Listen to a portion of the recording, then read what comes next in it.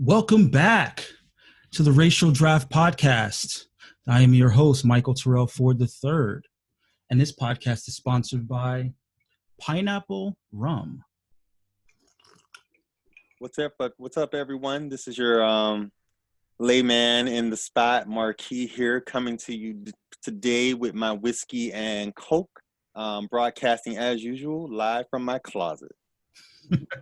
And we are joined by our special guest, the captain of the Polynesian team, Tamati. Introduce yourself to the people. Sure. Kia ora, everyone. It's Tamati here, all the way from in the future, from New Zealand. My goal of this podcast is to try not to sound too much like Korg from Thor Ragnarok. Just say piss off ghost, just one. Come on, Mike. Just playing. We may be joined by another captain, but we had to press on. We're here to recap the first round of the Racial Draft Podcast. I'm very happy with how things went down. Hopefully we have a bunch of new listeners. And if we do have new listeners, this is a good time for me to break down just the FAQs about what the Racial Draft is. And that's just, we're trying to create and reimagine a comic book universe that's a little bit more diverse than we are used to. And we're doing it in an egalitarian fashion, i.e. a fantasy style snake draft. So there are different teams that represent different races and ethnicities, and we're going around making pick by pick. And Tamati, you are the third pick, I believe. Third pick for round one. That's right. Pick for round one. Yeah. What we're gonna do is we're gonna go through the previous round's picks, and We're just gonna talk about our impressions of each of the picks. And then after we go through the first round, we're going to talk about maybe what's on the horizon for the second round. Yeah, and we're going to talk about, is what the white team doing even allowed? What do you mean? White people are allowed to do whatever they want to do. The concept is like right over the white team's head. Yeah, they just stay totally white.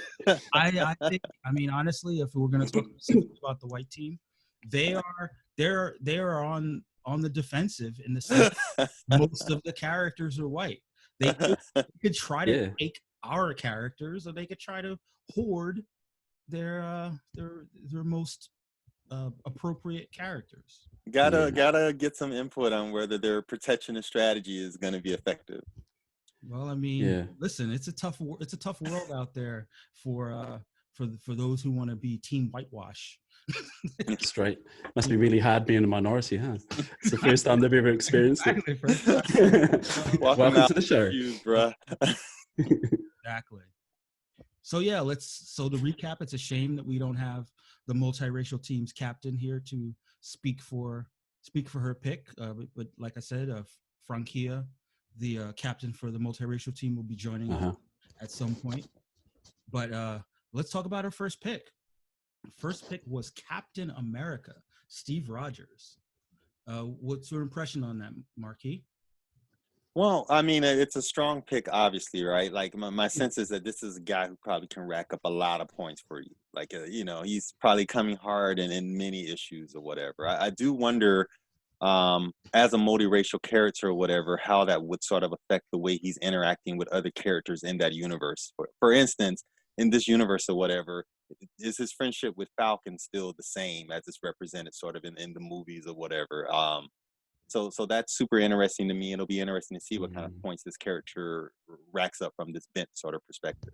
Right. And in my conversations with Kia, she mentioned that a big part of his personality is that he would be white passing at a time when being white passing is very powerful and very useful.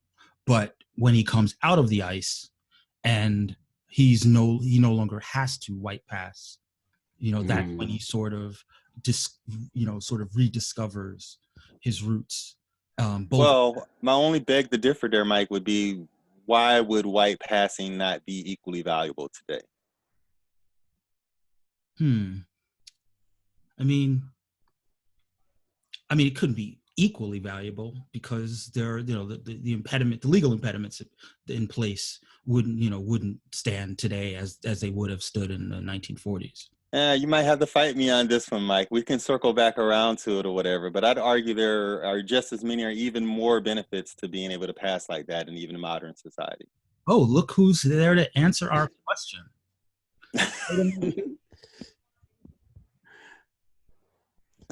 Hey, look at that.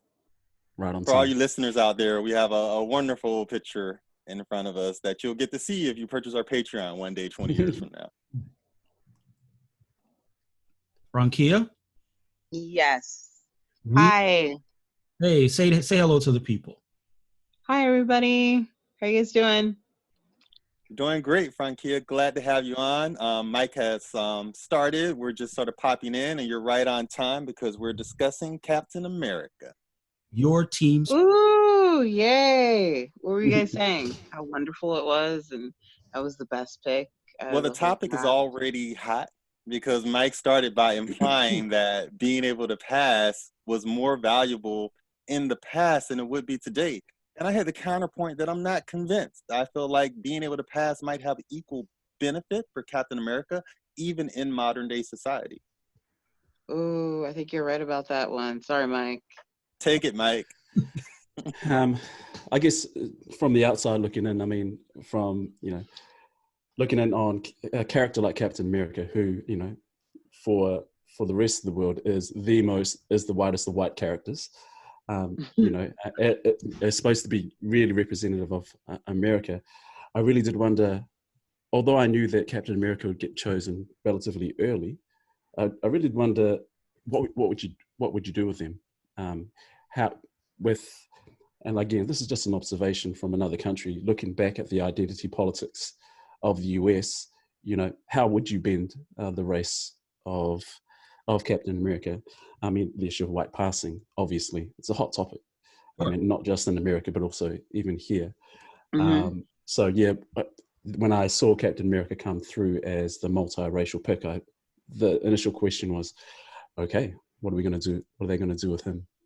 I mean, I think one of the things that we had talked about on previous shows was that the idea of Captain America as a political / propaganda tool. And often there are representations of of America writ large as a post-racial place. And I feel like there would definitely be people who wanted to hold on to the symbolism of Captain America now being able to express his racial identity as a way of indicating that we have moved on and that we are, whether or not that's true, which of course it hasn't. I mean, it hasn't happened. Sure. Spoiler alert, not true. Exactly. But there would definitely be a political advantage to saying that, Captain America represents more than just white America, and he can be used as a tool to unify rather than to divide. But you can speak a little bit more into how that might address his interactions with other characters, Frankia, since it was your draft pick. Yes, it was. Yay, and I could talk about it. But actually, I agree with what you just said, Mike, and that's definitely part of it. And I just think that overall, giving him a little spice or a little flavor, as I think we called it earlier, would just help him just be relatable to, people now and also people then. And then in the military context, because, was in the military, I think it also helps the story a little bit, because in the military, we're like, well, maybe in the 1930s, they might have been a little on like hey, I can tell what you are, and you're, not that inclusive. But nowadays, when you join the military, we kind of like, we're all green. So we don't really look at color so much. And so I think that, like, just in general, like, I think that if he had that background, going into the military, he just feeling of inclusion might be like a little bit stronger, and then him, and nowadays, like being able to come out from being frozen and whatnot, and looking at the world, they'll be like, wow, like he feels like he relates a little bit more to society now, and he doesn't feel so lost like he would, because considering like the original one, once he woke up, he's kind of like looking around, he's like, it's different now, like it's not the 1930s. It kind of ties him into the future, so to speak. Now, I've actually thought about something while you were talking. Like, as someone who's traveled the world, as in the military, could you imagine him being used in recruiting and in as a, I wouldn't propaganda, but in the sense of making a better image for the American military, given. Yeah, definitely. Definitely. That's actually like, and also too, when you're in in a different country or whatnot, just like showing, that's like kind of helping us show diversity and inclusion. So yeah, that he would definitely have been used kind of like he was used before, but yeah, just on a whole different level. Right, in the modern context. Yeah. And one thing that Mark asked about is his relationship with Sam Wilson. Like, how would you see that being changed? I honestly, I don't even think about that. Like, I'll be honest, I didn't. That's not part of the story. Yeah, that's a good question. That's a good question. I don't know. What do you think, Mike? What do you think about that? I mean, obviously, as we all know from being, comics readers and also movie watchers, the Sam Wilson of the movies is slightly different than the Sam Wilson of the books. I would say the Sam Wilson of the movies much more receptive to Captain America in that context, particularly because he's a military person himself in the movies, whereas in the books he's not. He's very much a figure. I want to say the 1960s. He's very race conscious. He's very progress forward, and I think he initially would have some issues with a Captain America who passed, and he might be skeptical initially until their friendship was kind of proven out. But I also think that there's a sense that Sam would be, in a lot of ways, Steve's entree into the modern Black community. And their friendship might be deepened in the long run because of that, because they don't have that disconnect of it being a white man and a Black man, and that knowledge that the privilege is, I mean, obviously the privilege is there, but the knowledge that there's something in traditional Cap, blonde-haired, blue-eyed Cap, that might always put him in an advantageous position where he just has no understanding of the Black experience. I think one thing that we had talked about, Kia, when we talked about the possibility of race-bending Captain America, is what his relationship with his parents would have been, his parents that would have died before he came out of the ice, and what lessons they would have given him with regard to whether America could, in fact, be an inclusive place. So I think their friendship would have different challenges, but I think that, there are definitely colorism concerns in the Black community that would still be present. So, yeah.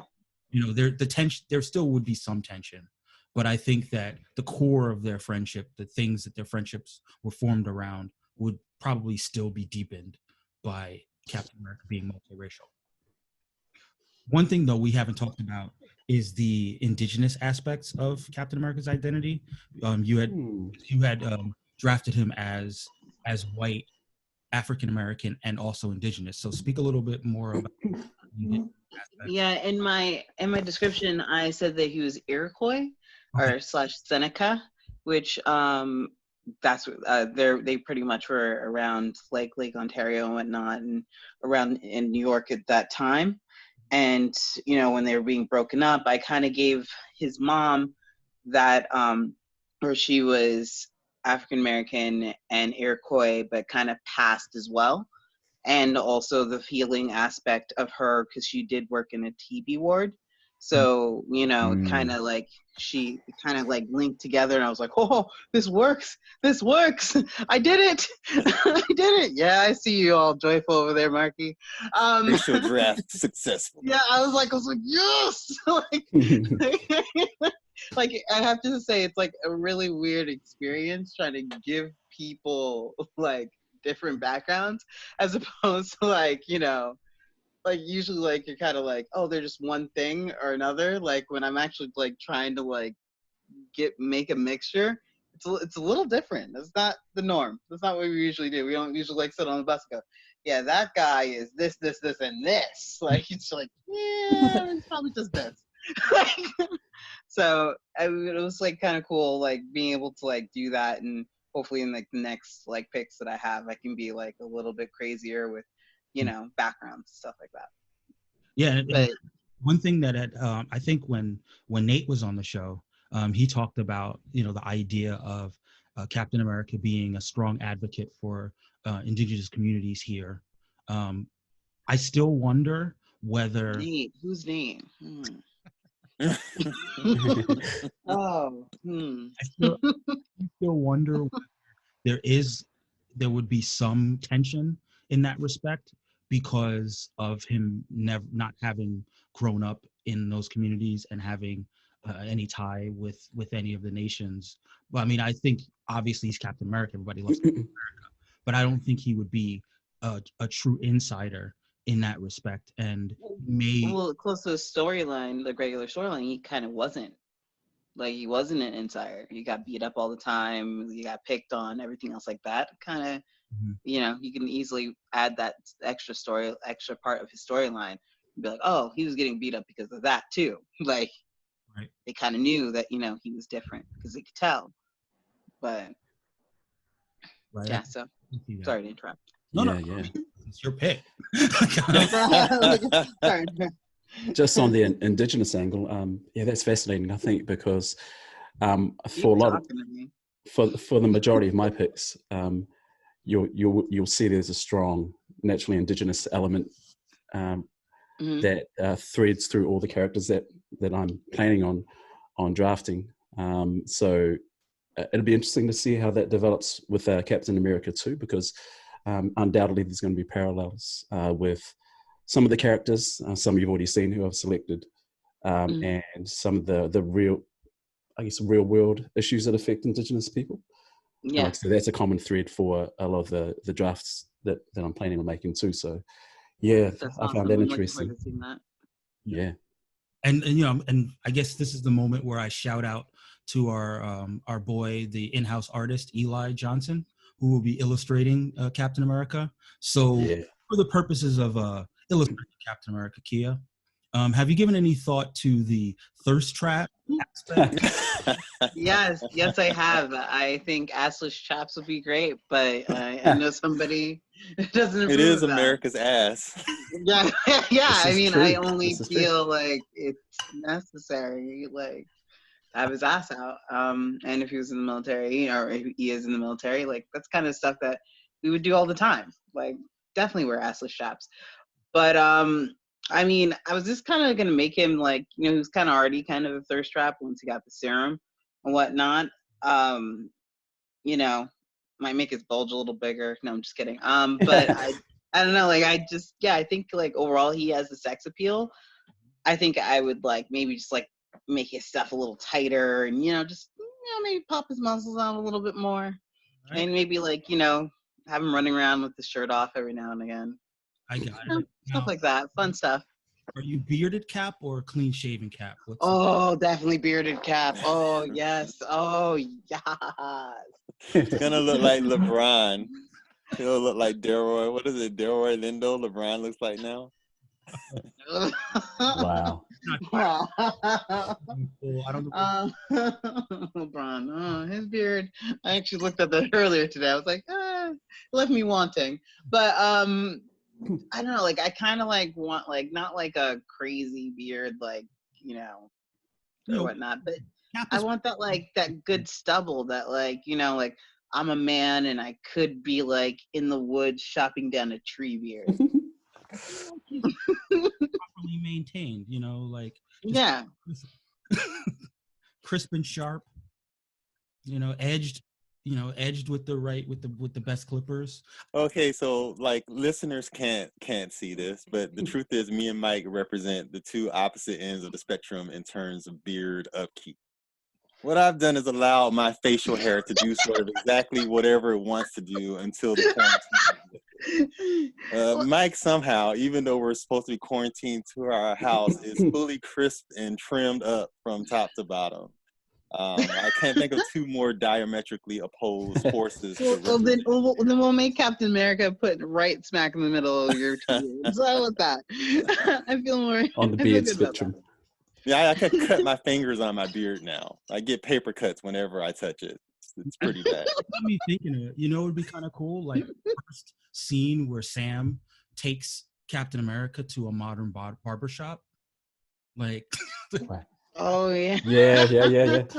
Oh yeah, that talk. He'd be like, "Excuse me, that's not good. We shouldn't be talking about ladies like that." Oh. And New Zealand is over there looking pretty clean cut, so I think we got everything represented. Yeah, actually, I literally had a bit of a shave this morning just to tidy it up for the podcast. Should have kept it. Why? I actually have a pet topic of like how there should be a comic, even if it's just a one shot of like all the black superheroes in the barbershop, and the different cuts conversation we get into, and I feel like that could be fun. I'm sure the internet would love it, just like they love when there was that picture of all the female superheroes together in the Avengers movie. That got no pushback, so it should work just as well. But can you imagine the speech bubbles? Exactly. It would take up the whole frame. True, very true. And who would be the white guy in the shop wondering, like looking? Obviously, it's Danny Rand. Never mind. He's the white guy in the barbershop that's like, I probably shouldn't be here. Yeah. But I'm intrigued. Can I tell you guys a totally unrelated, very quick Brooklyn story about yes, something please. Like that? Go ahead. This is a gentrification story. I remember I was in Brooklyn, and it was one of the areas that was sort of gentrifying, but still was pretty rough around the areas. And we went to the McDonald's one day, and the McDonald's is like, super person of color, POC or whatever. You barely ever see a white person in there. And there was one little white person in like the center of the McDonald's. And I feel like she planted herself in the center with like textbooks and like coffee or whatever. And she was like, I'm going to single-handedly gentrify this McDonald's by myself. And it was the most representative example of that to me. I just thought it was great that she was just like, I'm going to do this on my own until it happens. Was that the McDonald's on Flatbush or a different You know it. I'm from Brooklyn. Did you take a picture? That's all I want to know. Well, I took a picture in my heart because it was so beautiful. I was like, she's doing it. She's right in the middle of this. She's just going to gentrify it all by herself. It was awesome. And yeah, that's another advantage. You see, multiracial Captain America is not a gentrifier. True. So I'm at this point, I'm going to try to incorporate some of the comments that we got on our Twitter when this draft pick went out. There's a guy. Yeah, I didn't get to see that because, I don't have Twitter because, I love myself. So. So I got a shout out to the Quarantine Dream on Twitter, at N8 Mosaic. You should probably follow him because he's giving great pick by pick commentary, or for most of the picks. So his commentary was broken down the way that you would break down a draft pick in fantasy sports or regular sports. I'll try to give my sports analyst voice. No surprise, folks. Rodgers was at the top of most draft boards. He brings off the charts leadership abilities to your organization. Great teammate, excellent endurance. he can do this all day. The only mark against him is he can be a bit old-fashioned at times. 100 emoji. So that's a Nice. thumb up from the quarantine dream. Nice work, Frankie. Yes, Nice. approval. Shit. That's what I live for. My parents never gave it to me. So on that note, let's move on to the second pick in the draft. Was the Native American contingent, our buddy Joaquin. Oh gosh. He selected Arrogance. Peter Parker, Spider-Man, to be Lakota. And actually, he submitted some commentary with this, so I'll read it out. He said, as my Lakota peeps suggested Spider-Man due to the legend of Iktomi, the trickster spider. He can shapeshift, he can manipulate thinkings with his webs. He's also kind of on the fence when it comes to hero things. You're never sure what he's going to do. So his version of Spider-Man is maybe a little bit edgier, not as purely what's the orientation? It's a chaotic good, I guess, maybe, as opposed to lawful good. He's very influenced by the trickster elements. And what is everybody's thoughts of Native American Peter Parker? Well, I have a thought here, and one of the things, and everybody can comment on this, is I grew up only associating the trickster character with African history. So it was super interesting to me to learn that there is an indigenous connection there as well. Yes. Surprise. And it's interesting on a couple of levels. One is interesting that there's that shared similarity in history, but it's also interesting in that because of, at least looking at it from a domestic American perspective, oftentimes we find ourselves forcing these alliances as persons of color against majoritarian society, and there you have this sort of overlapping historical context. So on both those levels, I found this a greatly interesting, intriguing pick. Yeah. And, it's funny. I mean, as I've mentioned on numerous occasions, Spider-Man is my favorite character. And it's funny that even though I don't think of him as a morally ambiguous character, I do think of him as a bit of a trickster. I think that the way that he uses his quips and the way that he uses his tweaking the insecurities of the villains that he fights is very much in line with the trickster that I would read about in the African folktales when I was a child. And it was just another thing to love about Spider-Man. Surprise, surprise. But I mean, even within Polynesian cultures as well, we have the trickster. And he's often personified as Maui, who you might have, who's been depicted in things like the Moana movie and stuff like that. So yeah, just like other indigenous cultures, we too have the trickster. So when I saw that they kind of framed him as having that as part of their personality and makeup, I thought, yeah, inspired choice. What about you, Frankie? What did you think about the pick? What he said. No, honestly, I thought it was a really good pick. I think we kind of discussed that before. I don't know. We had so many discussions like on the board and not off the board or whatnot. And so I just liked his creativity, and I like how he blended both Spider-Man and something from his culture all together. So I was definitely excited about that pick. And that was really creative on his part. And one thing that I'm really looking forward to in this one is I think that, when he gets with Eli for the illustration, whether he incorporates some of the Lakota imagery into the design of the spider suit. I think that could be really inspired. He could have assless chaps too. Assless chaps? Everybody. Everybody. I mean, spoilers, but there's someone coming who was assless chaps for sure. Also super interesting, guys, at least in the first two picks, and I would imagine represented later on down in the draft, both characters as a part of their bin have had a indigenous component. And I wonder what is sort of compelling that. And I've noticed even on the podcast, there's been sort of a great concern about making sure that this particular aspect of our society is represented. And I wonder if that's rooted in sort of some of the historical disservice that has been done to indigenous cultures. And that's one of the intriguing sort of things that I feel like is an outgrowth. I feel like we all sort of feel like a sensitivity, sort of a goal here to express something that maybe in everyday society, we're not getting a chance to express. Yeah, I agree. That's a really good insight, Mark. Yeah, that's a really good assessment. Yeah. However, Quarantine Dream, our friend from Twitter, has interesting thoughts about the pick. So his interesting pick here: Parker's a kid with a ton of upside, great agility, spatial awareness is next level. He's a guy you can build a franchise around. His main issues are off field. The scouts say his financial issues and constant relationship drama may interfere with his focus. I mean, that's pretty valid for Peter Parker. One thing that I wanted to add, when I talked to Joaquin about this is that, an edgier Peter Parker might not have as much angst. He might wreck some people after they, Green Goblin might not be with us, for what he did to Gwen Stacy. His edgier Peter Parker might not be averse to taking lives.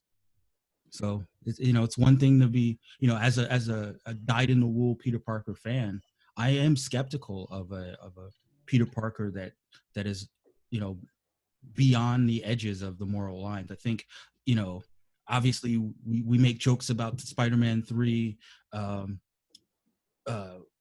Spider dancing. Yes, right, exactly. Angsty dancing Spider. He's evil because he's dancing. He's also emo. emo, evil, slick back hair Spidey, but I feel like you might not have that many. You might have a few things in common. I don't know if Marquis, are you familiar with the Superior Spider-Man? Marquis? No, definitely not. That sounds very nerdy. Educate me. So there was a storyline a while back where he was engaged in a feud with Dr. Octopus, and Dr. Octopus won. And how he was able to win was that he was somehow able to transport Peter Parker's consciousness into Dr. Octopus's dying body and transport his consciousness into Peter Parker's body. And Dr. Octopus's body died, and Dr. Octopus went on inside of Peter Parker's body. And now there were remnants of Peter's personality still inside of the body, but he got to basically be a passenger he got to be the pilot of Peter Parker, and from the inside of Peter's life get a better understanding of what it is to be a Spider-Man. And he sort of went in with this goal of, wow, he's a huge underachiever, given all the things that he has working for him. And he sort of, over time, as he sort of starts out like, this is awesome. I won, I defeated my enemy, but then there's a part of him that wants to be a hero and wants to prove that he can be a better hero than Peter could be. So he institutes all these different changes, but over the course of time, he starts to realize and gain an appreciation for the deep moral core and the caring person that Peter is. And, ultimately Peter gets back control and he's able to, get Otto out of his body. But they do gain a certain amount of mutual respect for one another due to that. It's a cool run. I think Dan Slott back in, I want to say 2014. You should look it up. I know you're brand new to Marvel Unlimited. Maybe you want to try that out. Will do. I mean, I'm not giving you homework. That is a deep cut, my friend. I'm just, you want to think about like a morally compromised Spider-Man. Superior Spider-Man did some really cool bits. I'll never forget one of the funniest scenes is where he's in his Peter Parker persona, and he's in school, and someone says something. Wait, maybe he's not in school. He's in his job, and he says something. And he strikes back. He's like, "I'm Dr. Parker," and they're like, "No, you're not. You never finished your dissertation." Wow. Call them out. What the hell? And then he goes back to school and he gets his degree. Because he just feels like Peter is constantly not finishing anything.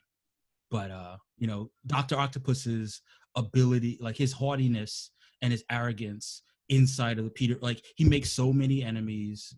He's just a jerk to so many people. And he finally finds out because he fights one of the villains and he punches him with full force and just puts, super hospitalizes him. And he realizes that the whole time that he's been, Peter's arch nemesis, or one of his arch nemesis, that Peter's been holding back, because if he was ever at full force, he would just be a force of nature and would cripple. But that's Spider-Man.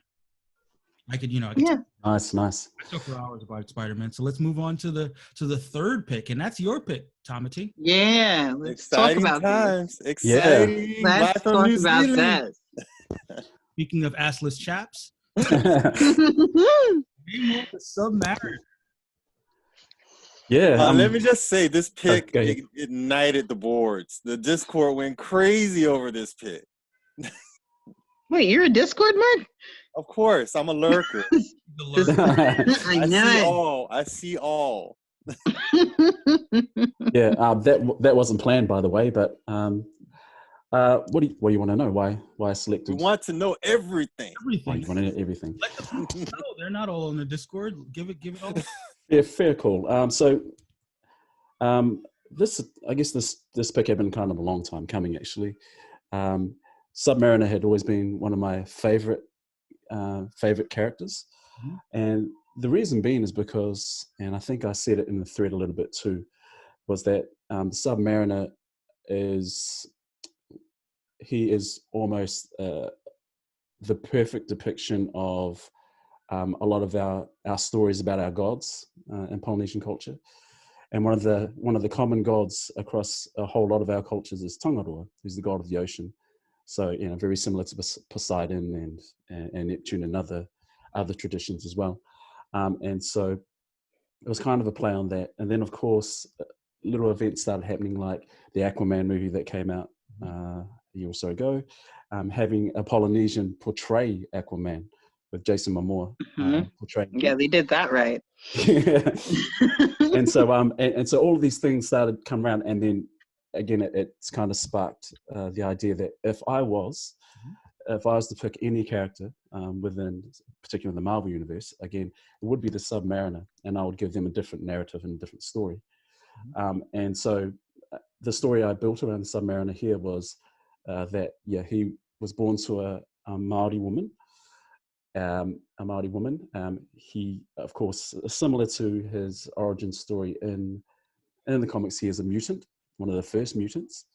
He's a mutant, but also his father is actually a descendant of the god Tongaroa, the god of the ocean. And so he has both of those genealogies and both of those stories within him as well. And of course, his father comes from a tribe that lives in a sunken underwater kingdom.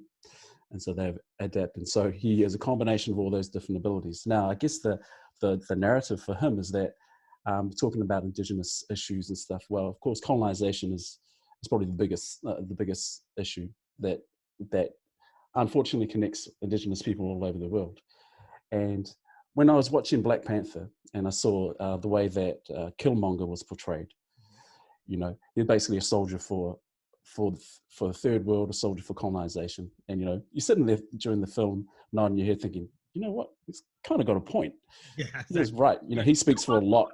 Right, but he made very good points. Yeah, his methods, you could are questionable, but the points he made about Indigenous peoples, about colonization, about that rage and wanting to fight back, there was a resonance there with a lot of issues that happen within Indigenous cultures. And so I thought about, imagine if someone with those ideas and ideals, and imagine imbuing that into someone like the Submariner, who has the power, who has an army, at the ready as well. So, and so all that came together. And when I thought about selecting a character, the Submariner was the person that I thought would be perfect to kind of embody all of that. And it does set the tone, I guess, as well for the others I'm planning to select as well, because I think the intriguing thing will be the interrelationships between him and other team members. Okay. You know, when it comes to okay. So go back to an earlier conversation about The Last Dance. He's kind of the Dennis Rodman of the Bulls team, '98 Bulls team, because he is a bit of a wild card, and just being able to manage someone like the Submariner will be interesting, I think. But I've talked too much. No. You talk. Oh no, there's no such thing on the. Oh no, you can keep talking. But one thing I do want to ask about the changes to his narrative. You know, Yeah. Obviously, as a fellow nerd, you know about the invaders and the Yes. relationship between, and the mutual respect, as it were, between Namor and Steve Rogers, going back to their time in World War II. Mm-hmm. Mm-hmm. You'd like to talk a little bit more about how, especially, listen, there's an interrelationship. So now this is the multiracial Steve Rogers and Sure. and Namor. Like, how would you see their interactions and their relationship back to the Invaders days? Yeah, I mean, that is a good question. I guess, you know, changing up the origin story of Steve Rogers would make that relationship, well, I don't think it'd be the same, actually. I think there would be some slight differences, because I think one of the major threads of Namor is just the underlying current of mistrust that he has towards a lot of things. You know, because his mother is the story with his mother is that she is an activist, and her activism is against colonization and capitalism and things like that. And so it really depends on fleshing out the backstory of Captain America as the type of relationship they'd actually have. I've thought about the relationship too, actually, with the team I'm wanting to draft to try to have someone in the team who he respects enough, but can also balance him out. You know, to take the harder edges of his, you know, of his responses to things like capitalism and colonization, or any injustices that he sees, because he's got the temperament that, if you know, everything is very black and white for him. You're either with me or you're against me. And so having someone that can balance him out, take off those edges, who he respects, will be an interesting selection for the draft team, for the people I'm wanting to draft. But as to his relationship with Captain America, I'm not quite sure. It really would. I'd like to see how they would flesh out that character more as well. Do you see some of yourself in the character that you chose? Me particularly, there are elements of it. Like I said, Yeah. what I tried to reflect was some of the real discourse that goes on within Māori culture. There's the whole spectrum, from your militant, you know, anti colonization people out there, to those who know nothing about their identity, and everyone else in between. So there are elements, of course, within Namor, but like I said, with the draft, I'm trying to select people who can fit on that spectrum as well. And so, yeah, but Namor's at the very extreme end. I mean, it's funny that you parallel between Namor and Killmonger, you know, because one aspect of Namor is that, you know, he is still king. You know, he does believe himself to be of enough divine spirit and divine origin to be a ruler of his people and take on that burden. Do you think that there's a little bit of a conflict in terms of his mother's commitment to activism with his commitment to monarchy? Yeah, it's an interesting one. I actually thought about that this morning. He fiercely loves his mother more than his father. His father wasn't around a lot. A common theme that happens, I guess. So yeah, he's fiercely protective of his mother and her ideals. And as far as seeing himself as divine, he has divine heritage, but he actually is kind of resentful of that.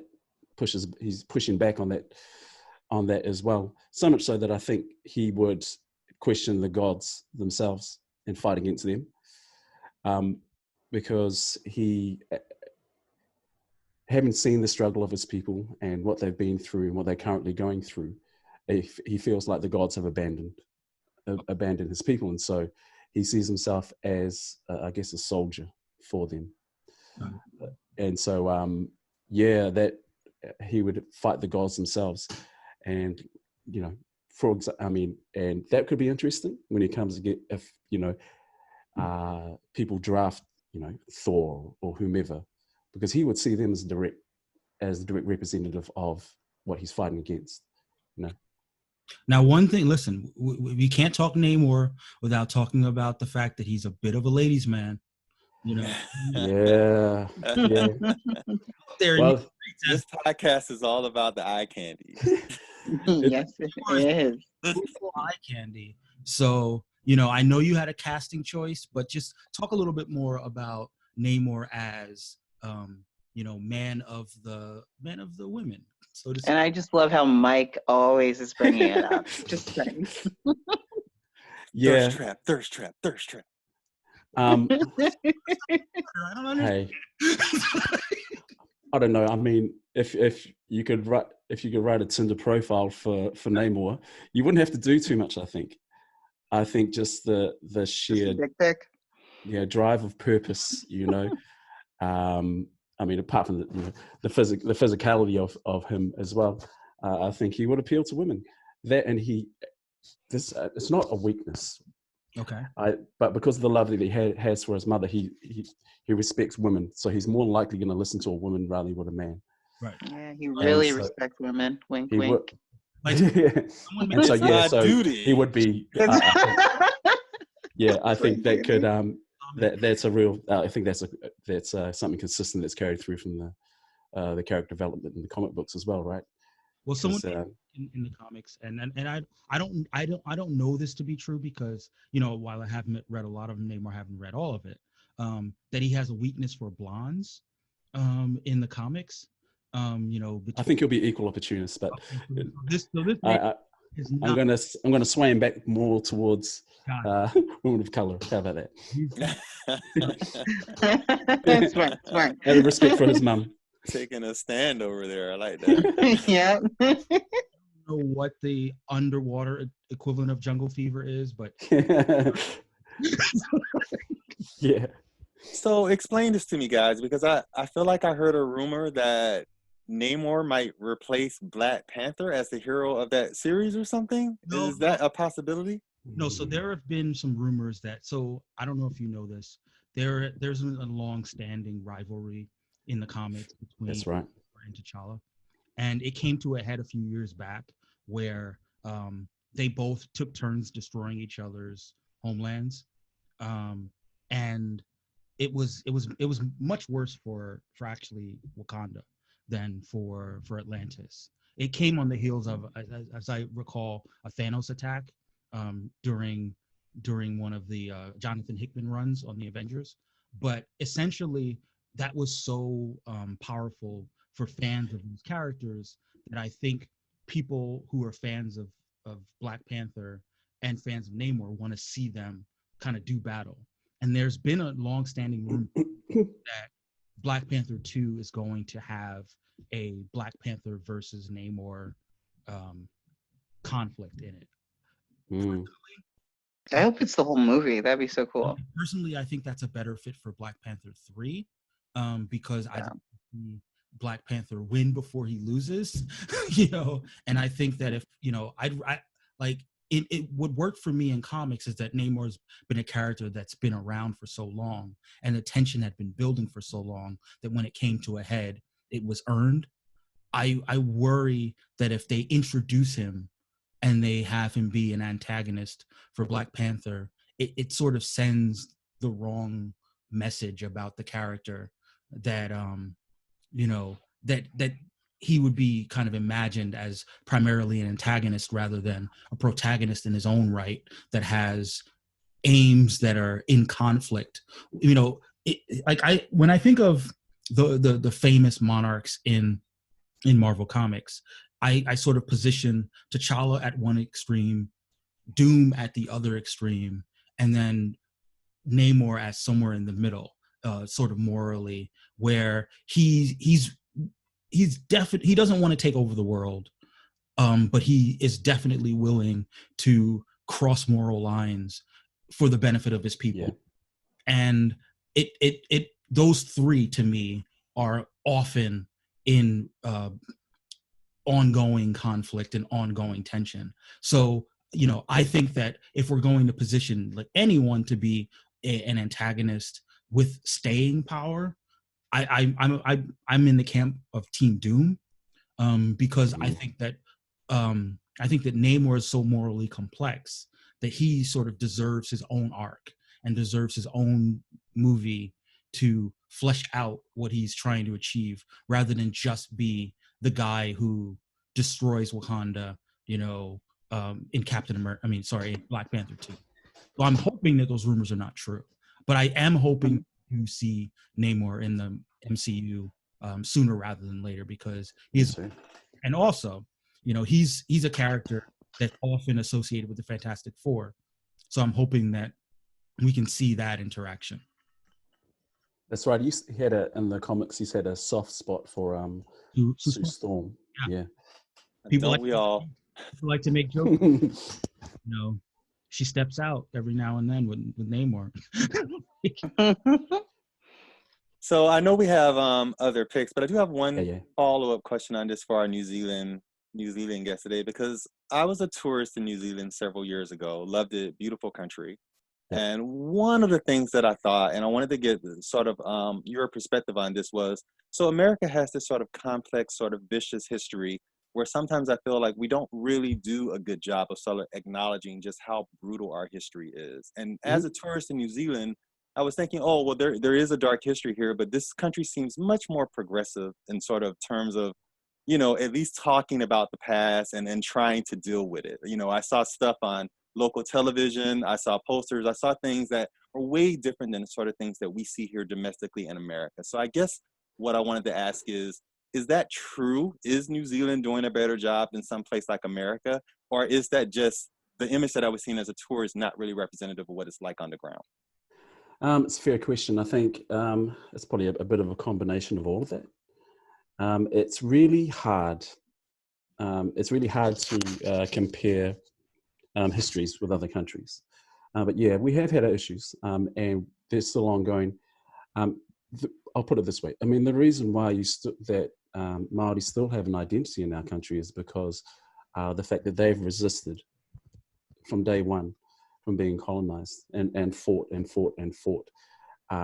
We have, as a people, both culturally and physically as a culture as well, have been through our darkest times, where our population was down to 10% of what it was pre-colonization. So, but have fought back to be able to get our language, our culture, and our people to a point where we still remain. And so the fact that you still see elements of that has not come easy, and it's daily.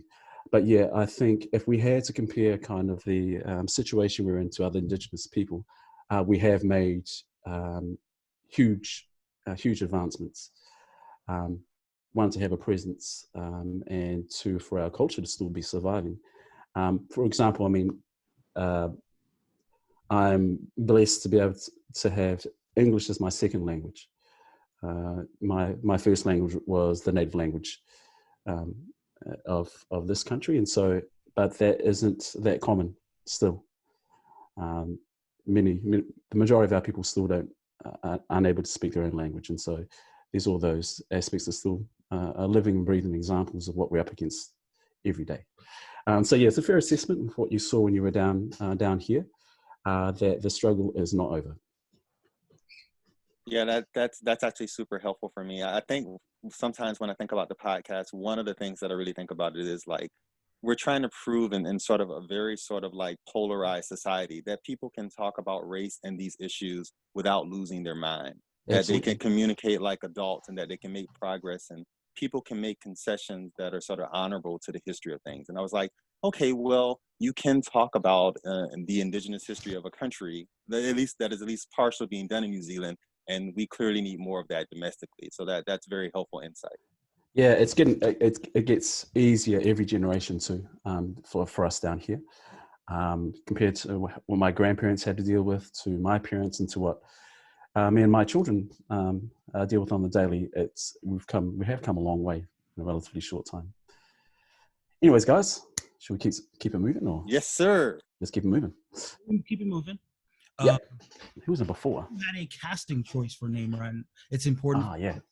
Oh, the casting choice. Oh, yeah. So I think I did put it on the thread, yeah, who I would select. So he's a Māori actor who has acted in Spartacus, and his name was Antonio Temaioha.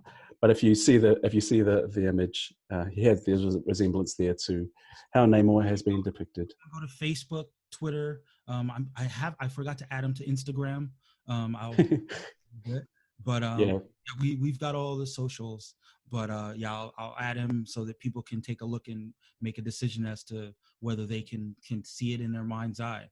And Frankia, I don't know if you're a Spartacus fan, but there has never been a greater thirst trap show than Spartacus.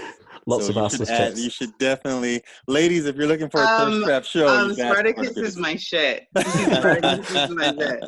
I mean, I'm a guy, and sometimes on Spartacus, I'm like, wow, this show is incredible. Yeah, no, it's everything. Especially when they're just walking around, be like, we're men. Like Johnson. And they have like some really great jokes. It's great. Nice. And there's a lot of thrusting. I love it. Amazing. Off topic, but incredible. It's always on topic. Wink, wink. Check in with our guy, the excellent pick by the Polynesians. Despite his me-first attitude, Namor checks all the boxes you'd want with your top choice. He's a versatile weapon that works in any offense. He's a fighter with a high murder, and he could easily be played by Dwayne Johnson and Film Adaptation. I guess you missed out on your casting choice, but hey, Dwayne's got enough jobs. We can find someone else. So the number 4 pick was a blazer. That was the Asian delegation, and they drafted Bruce Wayne, the Batman. What was everybody's response when they saw that pick? Kia, let's start with you. What did you think when you saw Asian Batman? I was down. It made sense to me. Yeah. Like it just made sense. I was like, good job. Good job. I personally, I mean, now that they've picked it, I'm like, yeah, that's exactly what I would have done. I don't know if that's really what I would have done, but I'm really down with what they did. Yeah, I agree. Yeah. With actually, I forgot that their captain Ron Solo actually said quite a bit about his thoughts on why Batman would be such a great pick. So I'll read that for the listeners now, but be sure to check it out on our Facebook and Twitter page. So he says, so much of Batman's character borrows from Asian influences. In particular, a major part of Batman's origin involves Bruce traveling to Asia to learn how to fight. In comics, he's trained by a Japanese master named Kirigi. In Batman Begins, he travels to Bhutan to be trained by fake Asian Liam Neeson. It's a common trope of Asian exoticism. Here's some of the new backstory that I imagined. To change that, Bruce Watanabe would be Japanese American, born and raised in Gotham to immigrant parents who founded a tech company and made a fortune. Bruce had never been to Japan and grew up privileged and spoiled. Then his parents are murdered by some Gotham natives who didn't appreciate some immigrant family flaunting wealth and success in their city. They let Bruce live, but tell him to go back to his country. Bruce does exactly that, going to his parents' home country for the first time, meeting relatives he never knew he had, gaining a better understanding of who his parents were, but also recognizing that he is in fact American. Of course, he'll also meet masters who teach him various forms of fighting. Bruce takes what he's learned, returns to America, and seeks out the best teachers of Western fight styles, like wrestling, boxing, etc. Bruce blends East and West fight styles to create his own. He then returns to Gotham to become Batman. I mean, Ron put a lot of thought into that, and Yes, he did. Unimpeachable. Makes me feel like an underachiever. As everybody knows, Batman is that guy. You know, because he's Batman. Like he's always got a plan. He's always got a tool for the job. He's always 10 steps ahead. And you know, I think there's a lot. I think there's a lot of talent in having a reimagined Batman, you know, that's Asian. Well, I guess the my only own. thing that I miss about Batman, like, or I would love to see Batman do, is kind of like, I don't know, like have like a vampire quality where, like, you know, after you like fuck someone up, like just like sucks on their blood a little bit. Like I mean that's I did that. that's Man-Bat. I think you're confusing him with his arch nemesis. You know, Yeah, Man- you know. the Bat rather than the man that is in Batman is the man that is inspired by a bat, whereas Man-Bat is the man that is a bat. Yeah, I guess. Yeah, I don't know. I'd like to see it. What did you have to say, Marky? What was your No, I just when I think about Batman, the sort of the Asian influences are so blatant, even for someone who's not like a serious comic book fan, even for someone who just Yeah. loves the Christopher Nolan movies, that I wonder, is this even a stretch, really, or whatever? Like, I mean, Batman has so many Asian influences, all the way up to like his main villain being the League of Extraordinary Gentlemen or whatever that is, right? Like, how much of a stretch is that for this character? I mean, it's not. That's why I'm saying it's not a stretch. It in fact, you know, there's a strong argument to be made that it's a good fit. The only knock I would have is that I do wonder about the privilege aspect about Batman.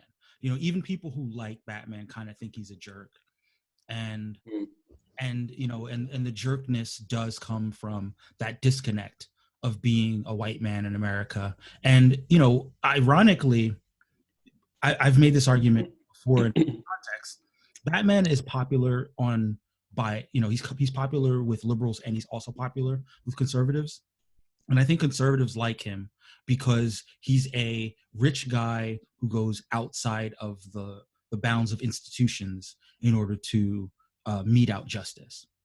And I think that there would be that somewhat missing aspect in an Asian Batman. Like the question, like, now granted, people don't know Batman's identity, so they might assume he's white. You know, I think that, you know, granted, you know, with certain kinds of complexions, it would be easy for someone to think that Batman's a white man, and maybe Bruce Watanabe, you know, uses a white man voice, you know, so that people will naturally assume that he's a white man, and that helps him blend in. You know, because in the Bruce Wayne identity, he could be a little bit more unassuming. But I do think that there is a sense that if he were not a white man, people might not give him, like, in universe, people might not give him that same Credit. Yeah, that same credit and level of respect that he gains by being, like, a multi-billionaire white guy. But, you know, Well, I feel like this is what did you say? Sorry. This is a super complex question, Mike, because I feel like one of the issues, like, you know, I have to give my weekly shameless plug for Watchmen.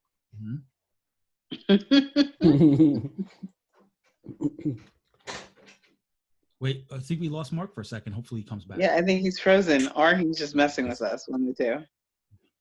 I was just thinking too around Batman. I mean, it feels like the natural pick for Team Asia. I only say that because with the Submariner, in my head, I always saw him as Polynesian, right? And so there's probably an element of that as well with, and I'm not going to try to put words in Ron Solo's mouth, but he perhaps he had always seen Bruce Wayne as being Asian. So it does feel like a natural pick. I think one of the things that'd be interesting to see play out are the and this probably for all characters, but how the real stereotypes around Asian people, you know, affect Bruce Wayne as a character and the relationships that he has with other characters too. So it'd be interesting to see how that plays out. I'm sure Mark has lots to say about that stuff too. But. Hopefully Mark overcome the technological barriers. I mean, I'll try to ad lib for a little bit and to see if Mark gets back in here. But sure. But his picture is priceless. I mean, I think Looks that, happy. you know, I think traditionally the people who like him wouldn't hold it against him. You know, particularly if, I mean, obviously there are, like you said, there are stereotypes that perhaps I'm still imagining a Bruce Wayne or Bruce Watanabe, as it were, that still kind of has the physical aspects of that we associate with Bruce Wayne. Tall, and he's still dashing, and you know, he's still able to sort of navigate the world as a billionaire playboy in that secret identity. And Yeah. I mean, I think I heard an earlier podcast where you guys were discussing the race bending of James Bond, for example. yes, Yeah. And I think it's a kind of a similar thing here with Batman. It is one thing to say that he is a Japanese billionaire and stuff like that, but people's perceptions of Asian people, for example, you know, who is it? Batman is often seen as not your everyman, but he has a supremely confident and strong masculinity about him. Yeah, which is often not afforded to Asian characters in any other depictions in film and stuff. I mean, granted that the first Asian superhero on film was Bruce Lee. Right. Yeah. But since him, who? Not too. Who has been depicted in that way? I mean, it's kind of funny, like in our discussion of James Bond, I brought up Henry Golding. Now, obviously, he's not Japanese, sure, but you know, I as dashing. He's good looking. I think he's fairly tall, and you know, he speaks with that British accent because he's British, and I think that in fact he's not playing a superhero per se, but he's going to be the lead of the new G.I. Joe movie, playing Snake Eyes. Yeah, sure. So I mean, that I feel like someone with those qualities could potentially be a Bruce Wayne in the 21st century reimagined Asian Batman. That women backgrounds would, you know, even those who adhere to those stereotypes and feel like the quote unquote average Asian man doesn't portray them, would see that in Bruce Wayne, in this incarnation of Bruce Watanabe's rather, and say, well, I mean, but that guy, you know, I mean, again, sure. We're back in thirst trap mode, right? Like, but we're like, you know. This is my expertise. Woo woo. Yeah, it's an interesting one. I mean, you see how who is it? Even Asian actors and Asian entertainers are often depicted. I mean, take K-pop for example. Might be a really bad example, but take K-pop and how masculinity is. Not there. Well, it's depicted in a certain way. It's portrayed in a certain way. I mean, they're often very almost ambiguous, right? In the way that their image and everything they throw out. So yeah, it'd be interesting to see how well, and probably getting ahead of ourselves, but how well a Japanese Batman would be kind of accepted. You know what I mean? I mean, I wouldn't want to listen. I'm not sure. I mean, I don't know of a lot of Japanese actors, so I wouldn't ask the role, you know. But since well, they probably have like a Korean actor play a Japanese actor. Yeah, there's a lot more Korean actors. That is fraught with a lot of there's history there. You know. Yeah. There's history, but it's done a lot in America. Yeah. I noticed. I mean, so I'm an MMA fan. I don't know if you guys are MMA fans. There's a MMA fighter named Akiyama, and he is, I believe, Akiyama MMA. Sorry, I believe he is a Korean of Korean descent who grew up in Japan, and he's also a model, and you know he's earned the nickname like Sexyama. Nice. Original, and I like it. Right. Same nickname I had in high school. Yeah,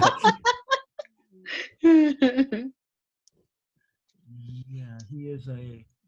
So he's Japanese of Korean descent, and he's dealt with issues because he because of the cultural issues. He actually at one point in his career competed for Japan in judo, but then later competed for South Korea.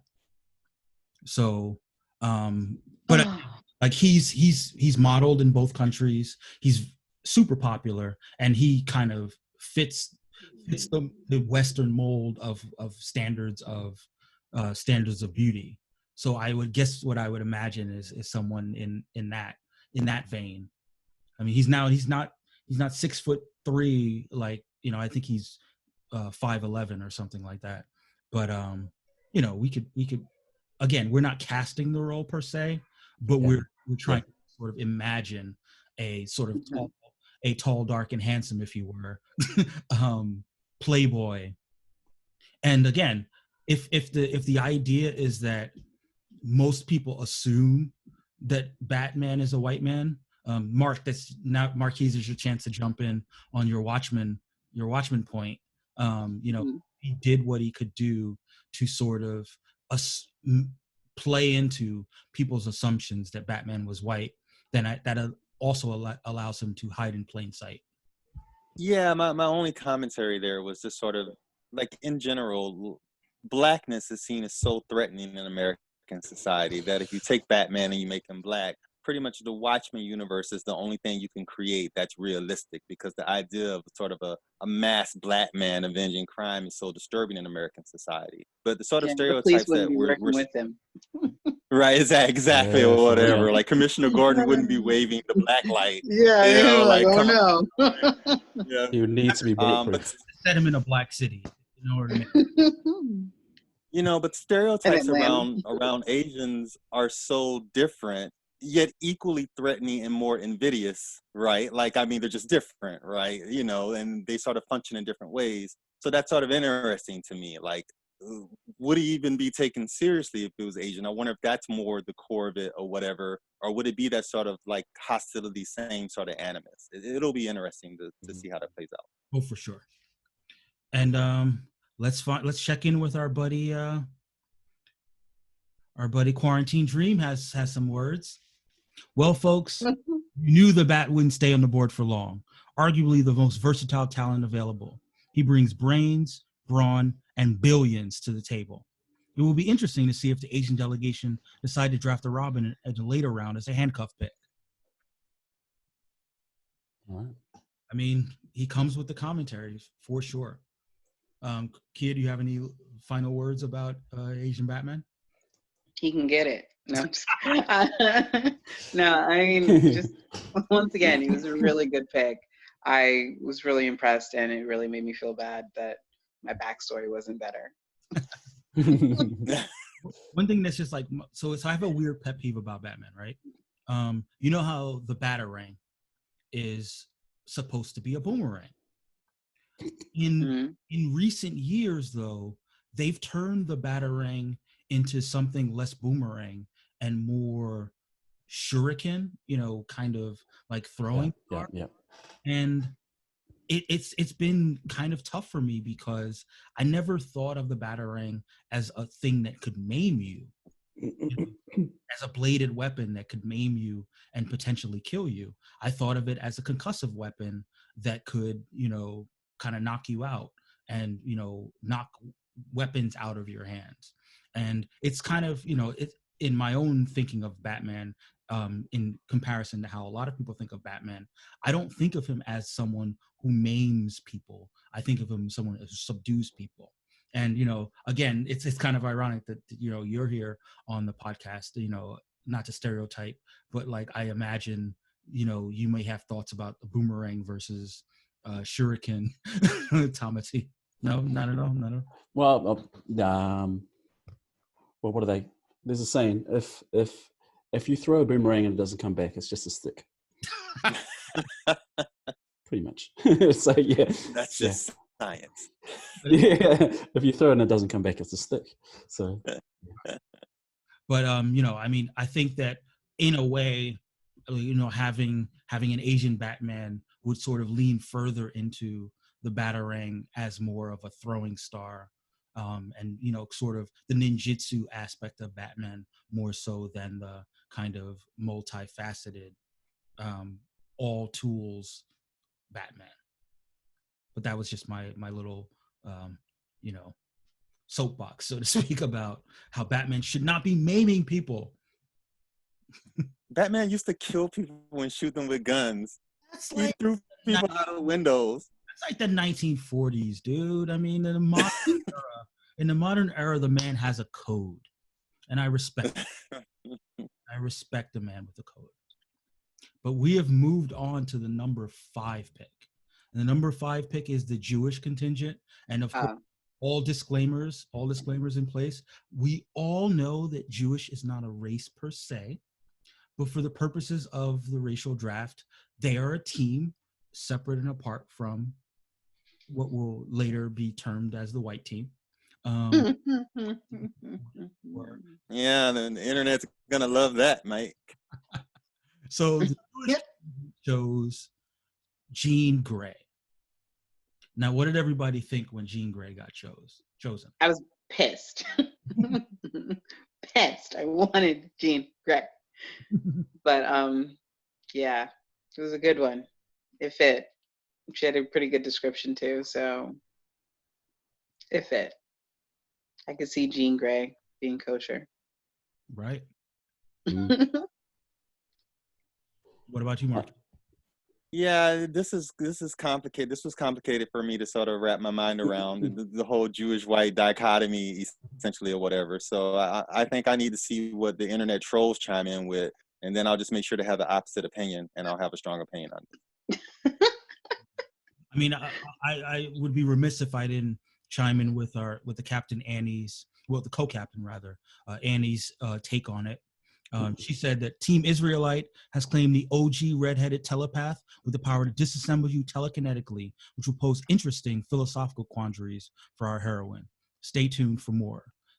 She spoke about how there are certain moral codes in the Jewish faith about preserving life, and that having the Phoenix Force would potentially conflict with it, given that the Phoenix Force is a godlike figure in a lot of different cultures, and could do so much damage that the way that she would think about that, holding that force at bay, and then also to the extent that mutants in general, standing for marginalized people, she would have interesting interactions with Magneto, who one of the more prominent Jewish characters pending racial draft, so to speak.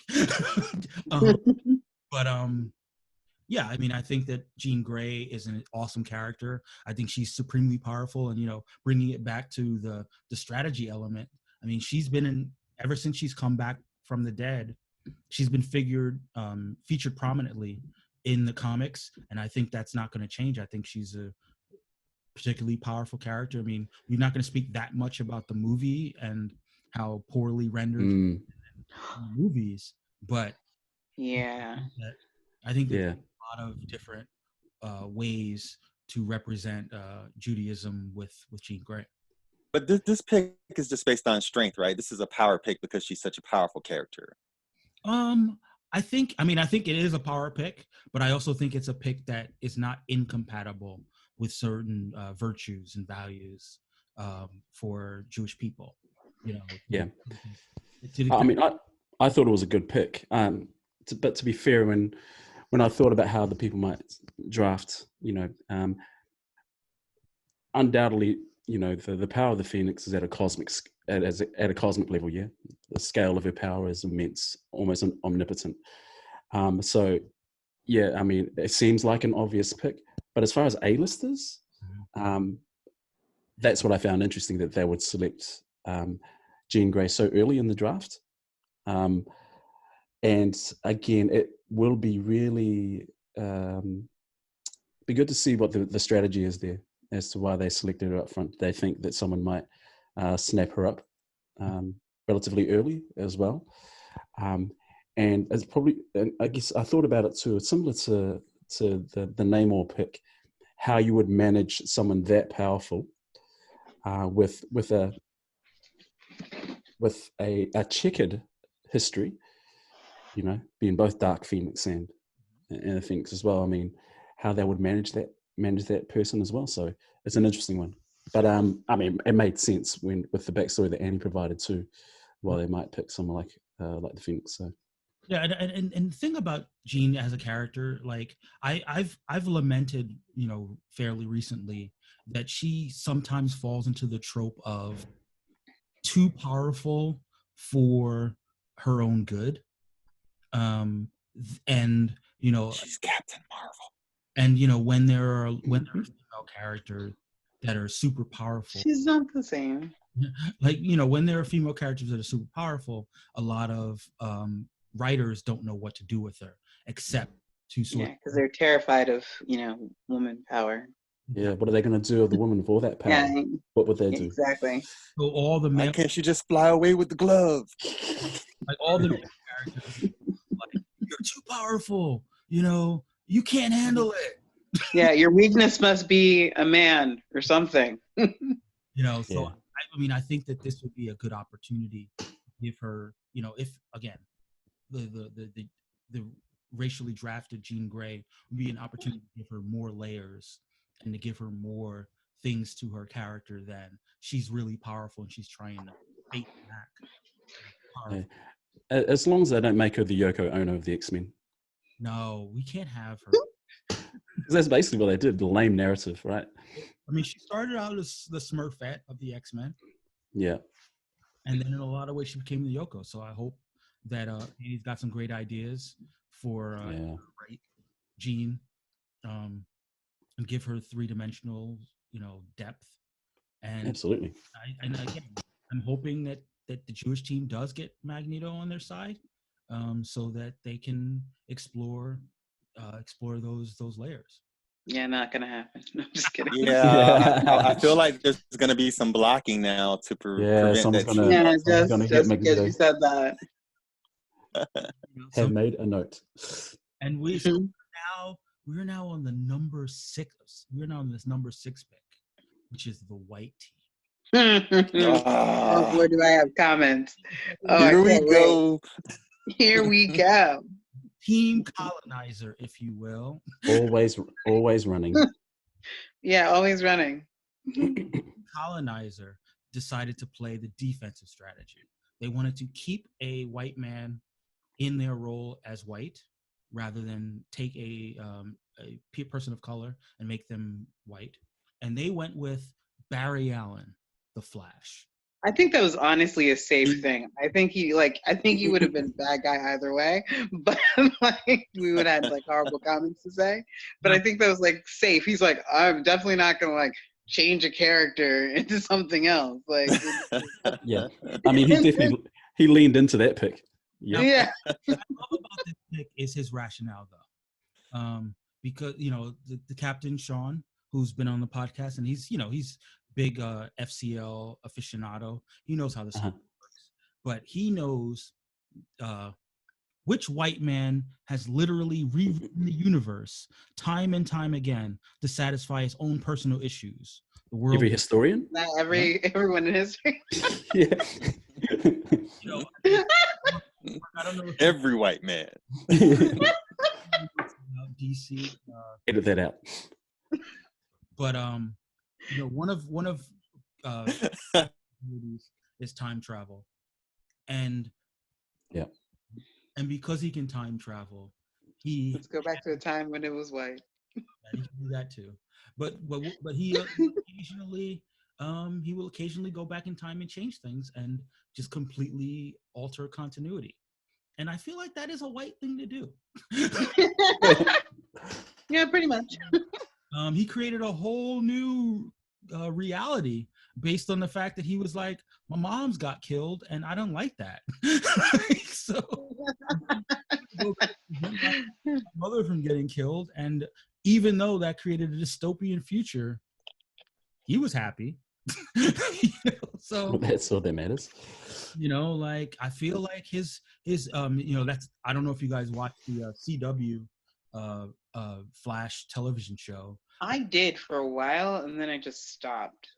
But that's a running gag when people talk about that show, that Barry Allen runs back and resets the timeline and screws things up all the time.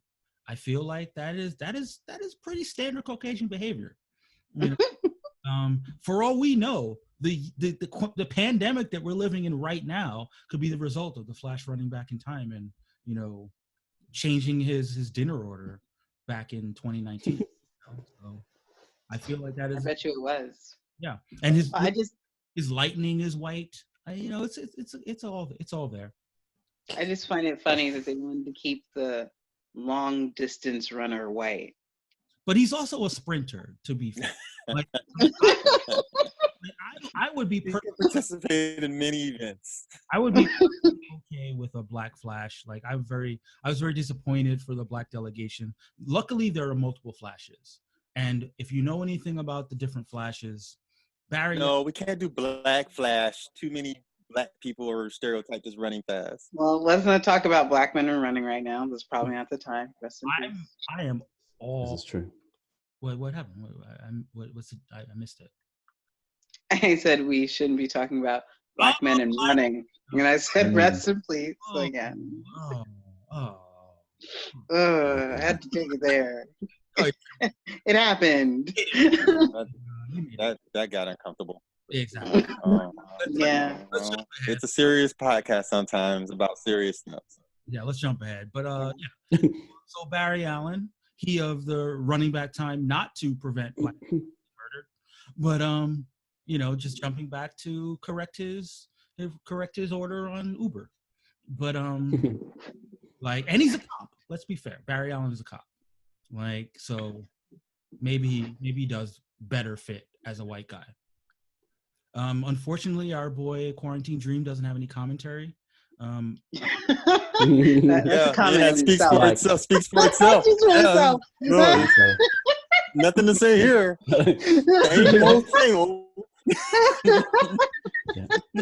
Status quo. Classic white people team. Oh, I'm sorry. I missed our commentary from our friend C. Walker, who's he's a lurker also in our Discord group. He gave all his credibility to the Jean Grey pick. He said it was the smartest pick so far in the draft. So wrong for making the smartest pick. Oh, Sean came in with some trash talk. He says that his second pick is gonna piss off some folks. Stay tuned. Stay tuned for round 2 for the whites. However, he's gonna double down. Double down. He's probably gonna try to take like Black Panther. He's probably gonna try to take Black Panther and be like, making him white. Wow. Wakanda just turned white. Take that, Killmonger. But so the 7th pick in the racial draft is the Black delegation. Very close to my heart as a person. You're Black? They draft. It's a choice, not a color. Wow. Domino, she of the luck abilities, featured prominently in the Deadpool sequel, played by Zazie Beetz. Inspired performance and really fun. Mm-hmm. From a pure analytical perspective, from a character perspective, love the character of Domino. She's not quite an A-lister. Those are my thoughts, but I'd love to hear everyone else's thoughts on the Domino pick. And Tomedy, feel free. Yeah, I think like most people, when I saw the pick, like you said, she's not an A-lister. But then as I started to dig back through her history, but also her power set as well, the fact that she is the ultimate rabbit's foot, I guess, for any team, because when I dug a little bit deeper, that the the good luck or fortune that she creates, you know, for herself can extend, right? They can extend to people within her vicinity. So, you know, with in any battle, or for example, you playing team sports, the element of luck So what you're is something you can't create, right? what you're saying is that we Black people just need to hang out with Domino.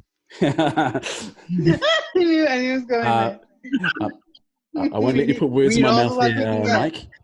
Mike. But it's interesting. I mean, the fact that she, I mean, I can't talk too much to her, but being Black and lucky, you know, Yeah, that's an anomaly in itself. right? But and there's also an element of it, and I find it with some characters that they develop as well when they have white writers, for example.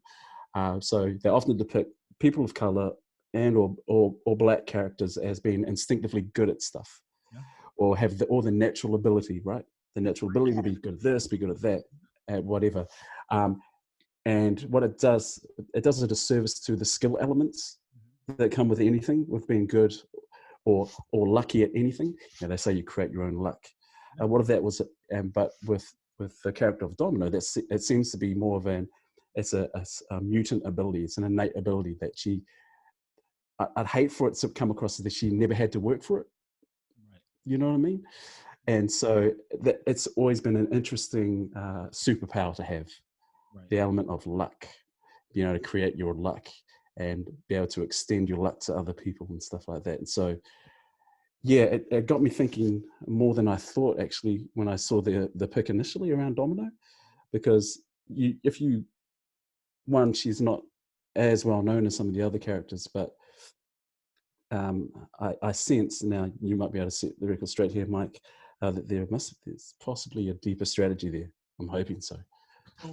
I mean, Domino actually very recently in the last year or so had a well-regarded solo comic, which I definitely recommend, Franquia for Marvel Unlimited, that was written by the noted writer Gail Simone. And it explored her, first of all, explored her relationships with other X-Men characters and other characters from the mercenary ranks. And, you know, that character stuff was awesome. But also, one of the things that happened is that it went into her backstory, and it went into, there were characters who were able to take away her luck powers, and it allowed her to. What they mean? Yeah. But it allowed her to figure out who she was beyond just her luck powers, and, you know, sort of shore up her skill set. There was actually a really funny issue. There's another character named Longshot who also has luck abilities. Yes. And there was an issue. She fought Longshot, and their luck powers kept nullifying one another. So, yeah, I mean, it's a really entertaining book, and, you know, Domino is a really entertaining character. She's featured in the X-Men, in the modern X-Men run. She's fascinating. I think that, you know, going back to what I was saying in the portrayal of her in the Deadpool movie, I think that kind of ties into what you were saying about the luck versus skill pseudo dichotomy, because the way Zazie Beetz portrays her, she's very nonchalant about the fact that everything's going to work out. Like, she's very skilled, and she's still, you know, but that confidence, you know, is enhanced by the fact she's imbued with the luck.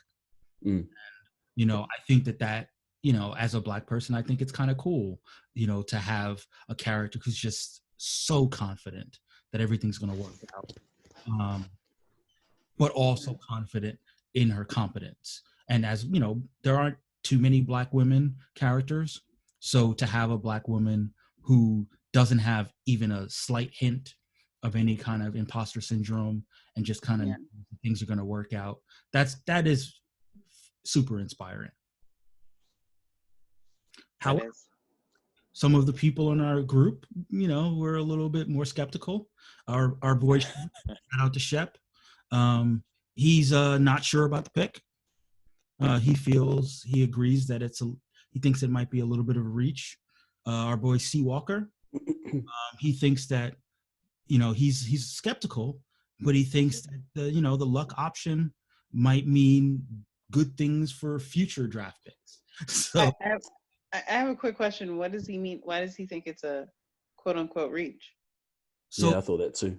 so reach in the fantasy in the draft context means that you could have gotten that pick in a later round, so you reached, so to speak, for the character in a round earlier, or however many rounds earlier than you could have gotten it. I think the argument is that Domino was far enough out of people's radars that you could have gotten her in maybe the third round or later, because people didn't have like it. She's not so prominent or not so much of an A-lister that people would have been chomping at the bit to draft her.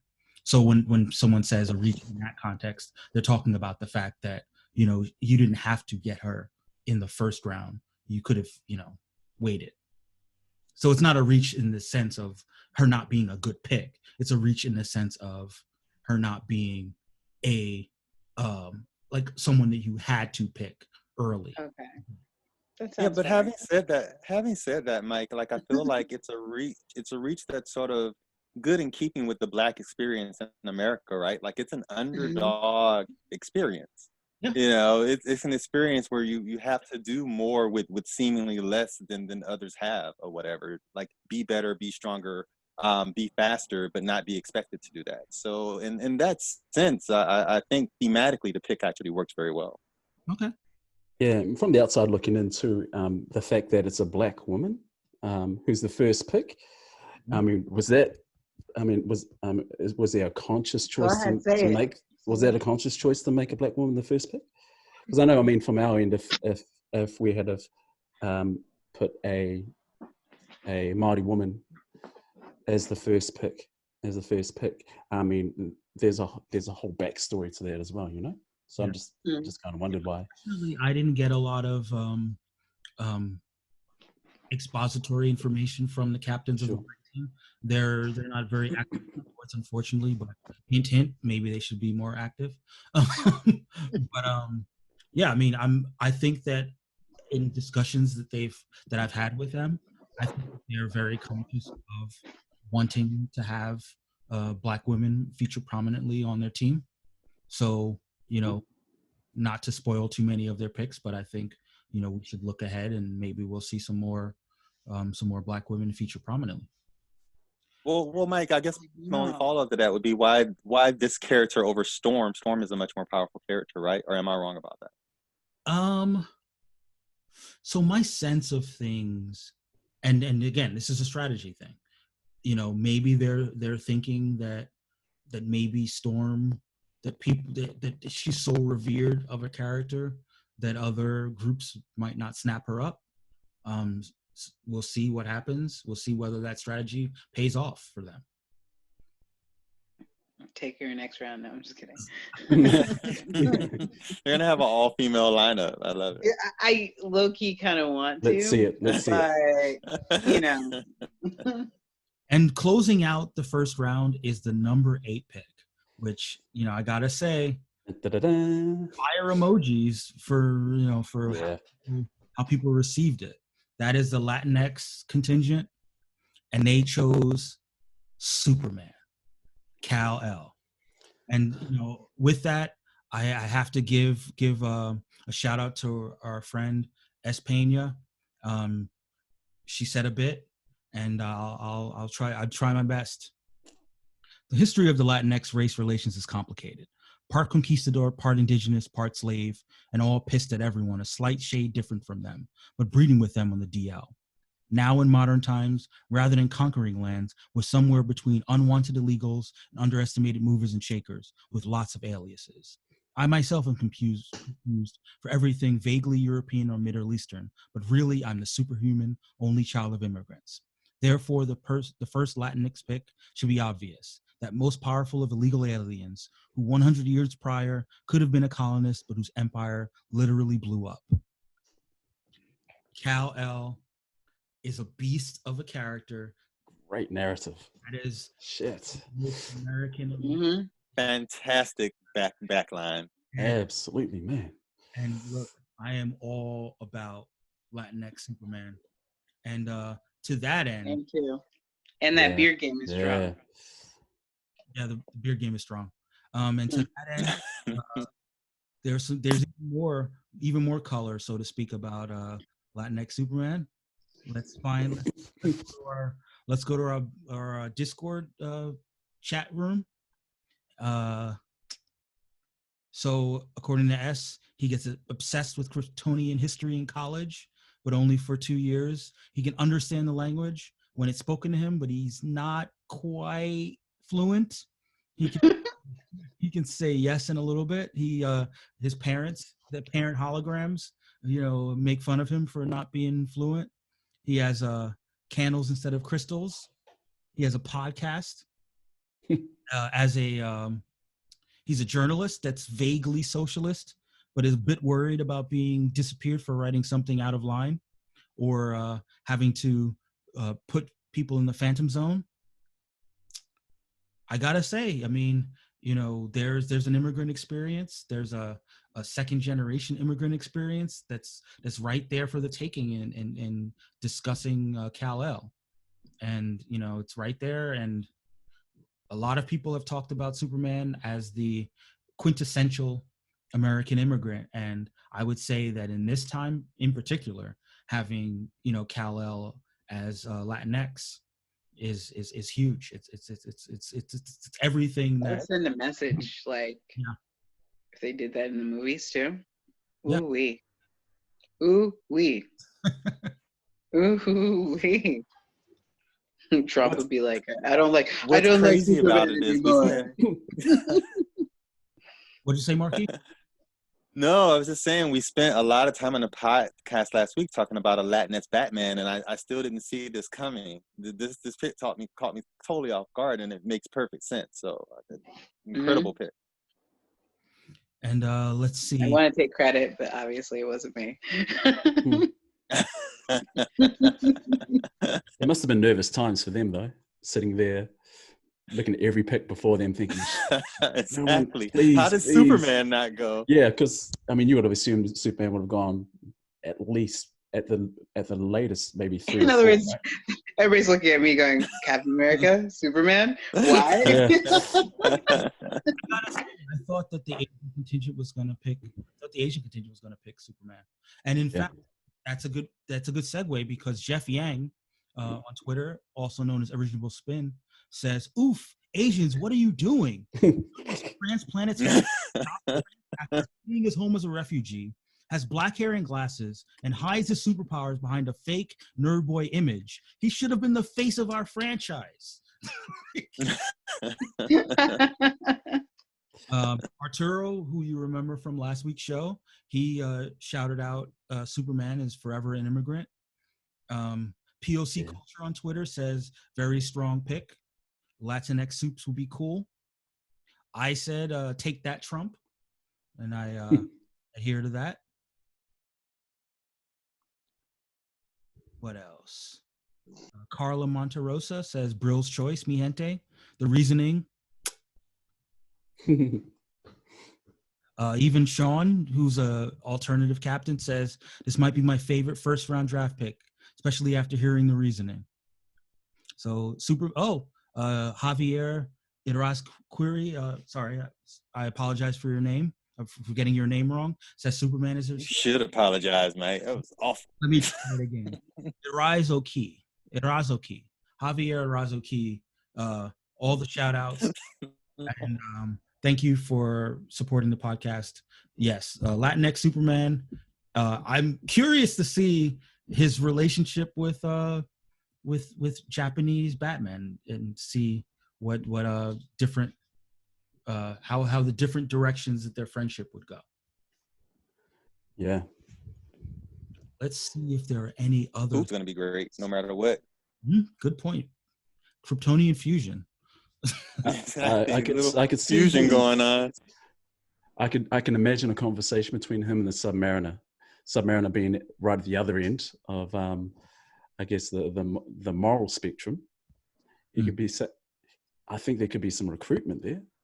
Submariner you could be a soldier for us. trying to get them to identify, more with the immigrant experience, the colonization aspect of it. That could be an interesting conversation, but yeah, I don't know, but fantastic pick. Yeah, that is a fantastic pick. Fantastic pick, man. Follow, and that closed out our first round. I mean, do you have any final thoughts about the first round as it played out? Well, I know for me, fantastic first round, a lot of interesting picks. Obviously, I think it's triggered sort of our longest podcast here. We probably could have gone another couple of hours, like just sort of going through all the different iterations that these characters are creating. One thing I'm thinking, though, there's a lot of really powerful characters left on the board who didn't get taken in the first round. So I feel like the second round is going to be just as interesting as round one. And that's a good segue, Marquis, because as we have two captains who are here, this is an opportunity for our two captains to nominate their draft picks. Marquis, I don't know if you remember, but one of the weird we have to. One of of our draft is that when we have a captain on the podcast, they get to submit for the fans possible draftees for the upcoming round. You can vote on Twitter, you can vote on Facebook, you can vote on the internet writ large. We're gonna have a poll. Yeah, I think he should just go first. No, listen. Ladies first. No, I couldn't possibly. Oh my God. She doesn't want you to objectify her by making her go first. Yeah, exactly. Oh man. Is that each of you will submit 3 possible draftees, and then one of our 3 listeners will vote. No. It's gonna be up to the fans. So, you submit your nominee. You try to come up with the best rationale for the nominee. We're gonna go back and forth so that no one. Is one of the rationales like because I want to win? Yeah. So yeah, we're gonna start off with Kia. No, we're not. Yes. We're gonna start off with accents before lame ones. All right, we'll start off with Tamati. Who's hot in the closet now?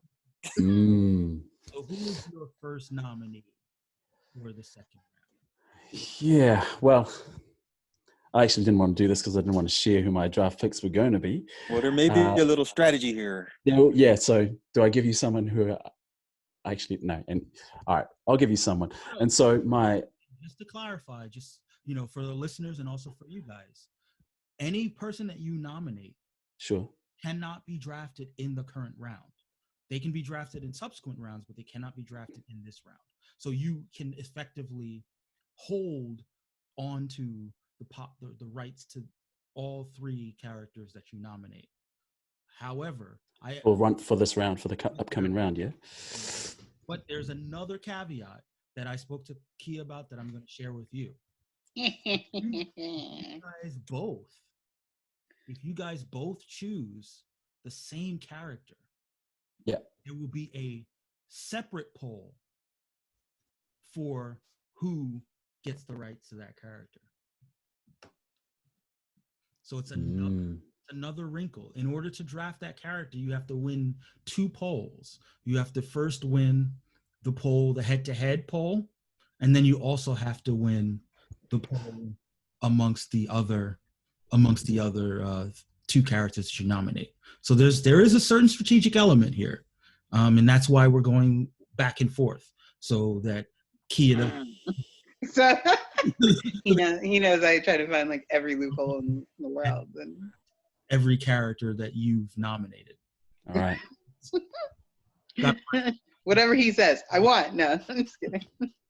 Just kidding. Okay, so okay, I'll go first. So one of the people I was considering drafting for the second round is Wanda Maximoff, the Scarlet Witch. Scarlet Witch? Yeah. Do you want to know why? What? You said Scarlet Witch? That's so weird. Tell us more. I remember somebody talking about that. Yeah. Somebody was like, "Oh, I don't know about that pick. I mean, is it really that?" Yeah. Bite me, Mike. Bite me. Oh, it's getting hot in here. Oh no. That's fine. I really hope you don't pick her. But yeah, so the Scarlet Witch was one of the picks. Do we give a little bit of reason why? As to why? Yeah, go ahead. Yeah. So in my mind, on any team, you need someone who can, I guess, who delves in the realm of About magic. Jean Grey. Magic, right? Mm-hmm. And when you think about if they were battling against people like Superman, it's known as one of the few weaknesses of Superman, yeah, and that he is susceptible to magic. So there's that. So, but there's also the reality warping element of her power set as well. Again, that seems like a huge, I guess, asset to have in any team. Someone who can be in reality. I mean, you think about the meddling in time that the Flash could do. You know, she could undo that in a way as well. But also, I mean, you can't get past the impact that she had on mutant population. You know, House of M, all of that. Yeah. You know, the impact that she's had, and so the potential to have that in your back pocket at any one time to be able to change things. As far as her backstory is concerned, she would be born to a mother who was a tohunga, and in our culture, they were the ones who were the experts in a variety of different fields, both real world things, but also magic and incantations and all of that. So she comes from a tradition of that, and it's often carried through women in our culture as well. And so she would come from that genealogy, but also would be heightened through her mutant abilities as well. So there's that as far as backstory. And so, yeah, and her role in the team and her relationships with other members who I'm thinking of drafting too is important as well.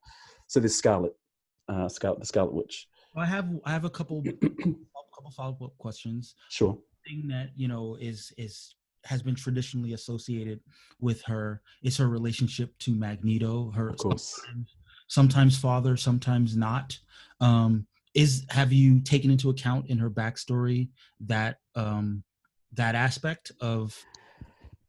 Yeah, no, actually, I've changed that whole storyline. That she just has a human father. He's not a mutant.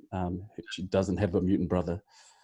She has other siblings, but they're not mutants. She's the only mutant in her family. But I mean, so it's weird because as of right now, according to Marvel continuity, she is the Pretender. Long thought to be a mutant, but not actually a mutant. And now her backstory is in a little bit of flux.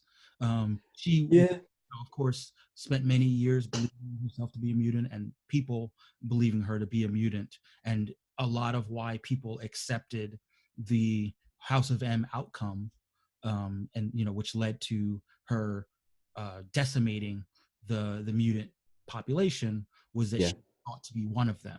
But now that she's not considered one of them, there is a lot of resentment towards her.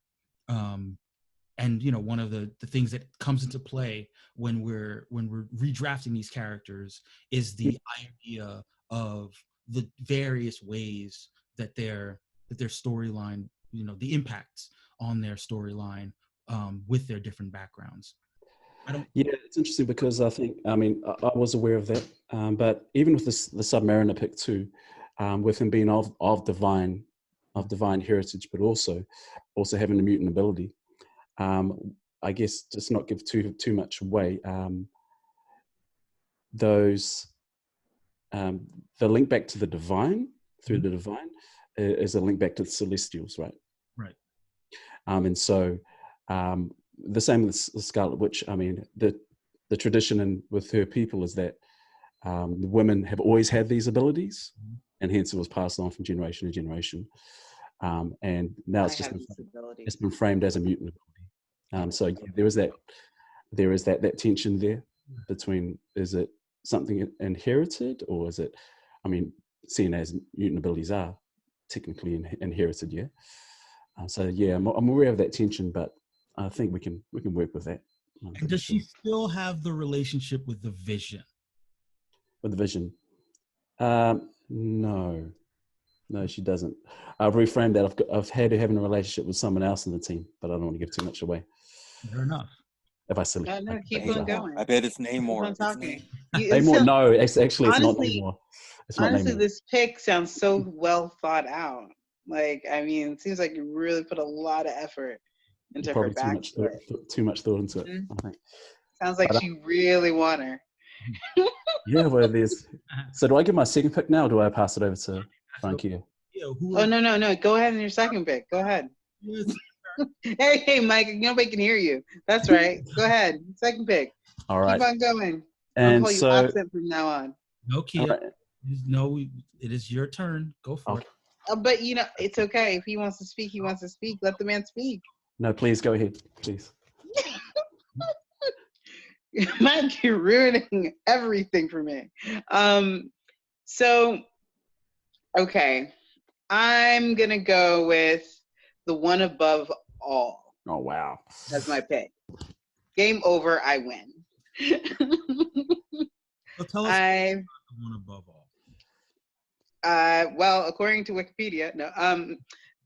Just he's the strongest. He's the one that created the universe. Like, he is everything, and the fact that like nobody really knows his identity, I can totally say that he is just everything. He encompasses everything and everyone. So therefore, the multiracial side of that, and yeah, I mean, he doesn't show up very often, but when he does, he's the man.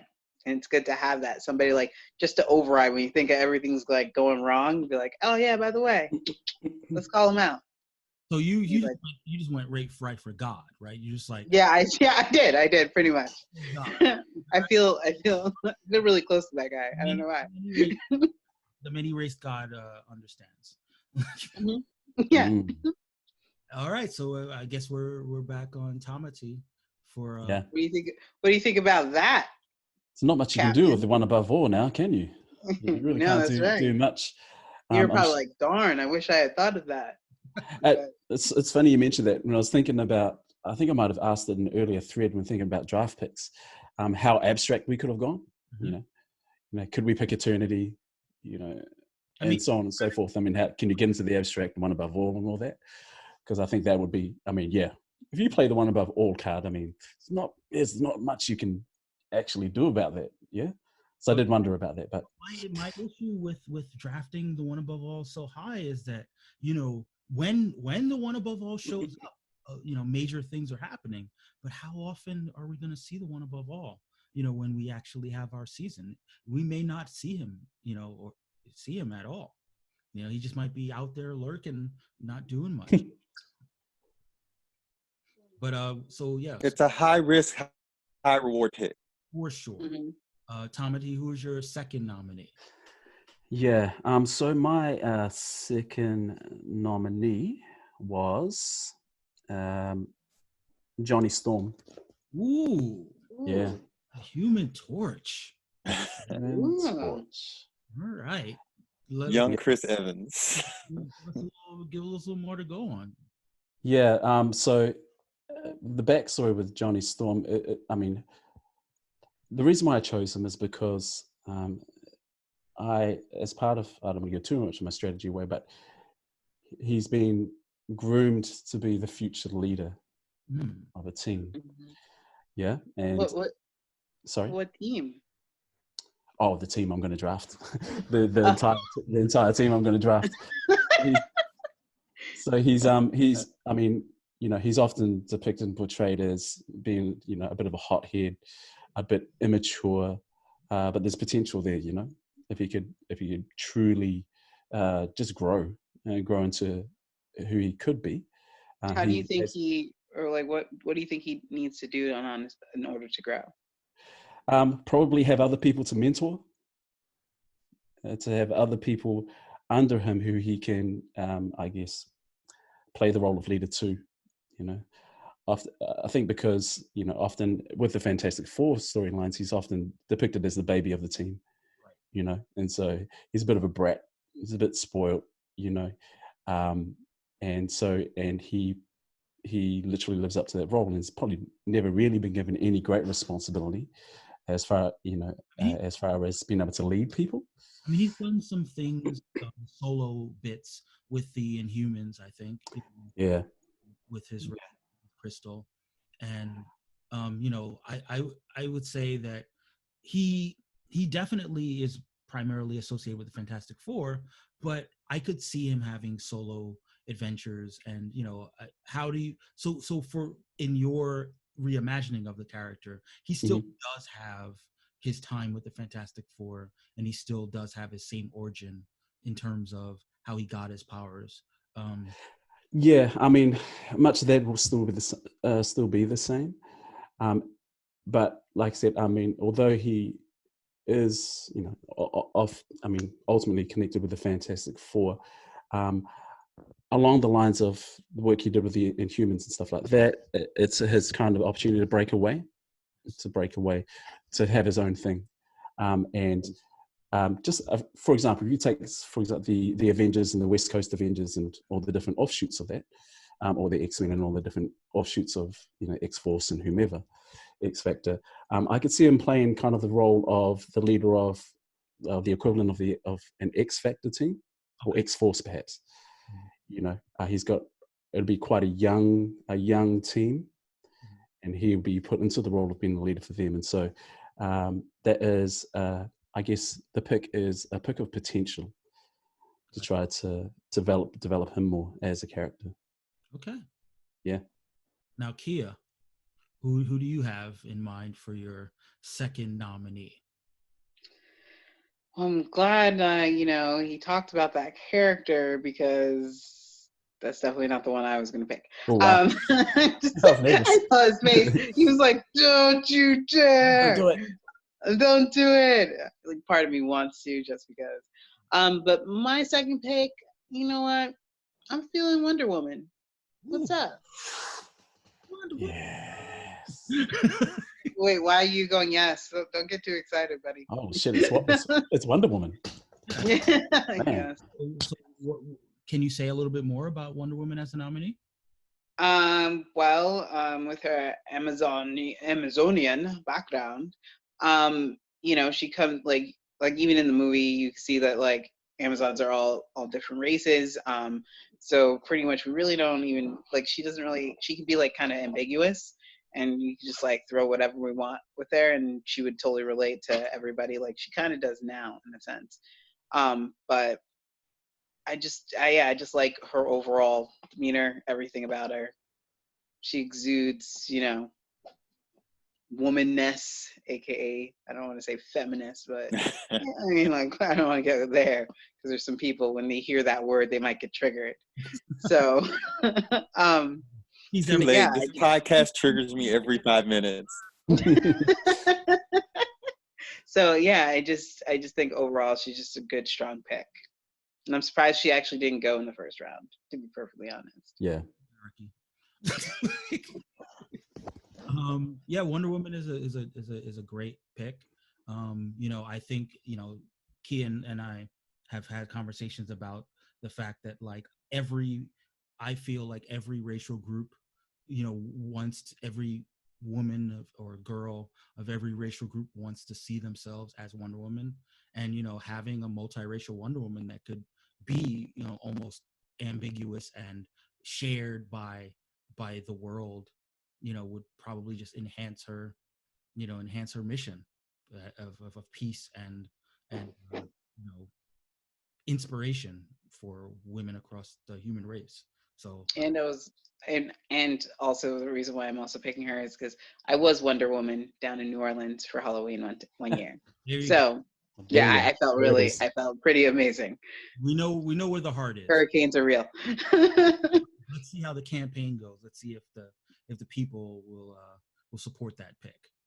And Tom, Well, it's good. I'm actually worried about. I'm worried about it because my first pick is so strong. They might just go like, "Yeah, we want to win," but like she's such a good pick as well. so Tom, It's just hard. well, it's Well, I just wanted to say it's hard not to wonder, Mike, if the black team could not have had Wonder Woman and Domino in the next round. yeah. Putting it out there. Wow. Now they can't pick her. Sorry, it's my evil laugh. Who's your third pick? Okay, so for the third pick, it's someone we've already spoken about. It'd be Storm. Ooh, Yeah. oh, wow. Oh yes. Oh yes. As we And as we speak, the black contingent, is like Vicious.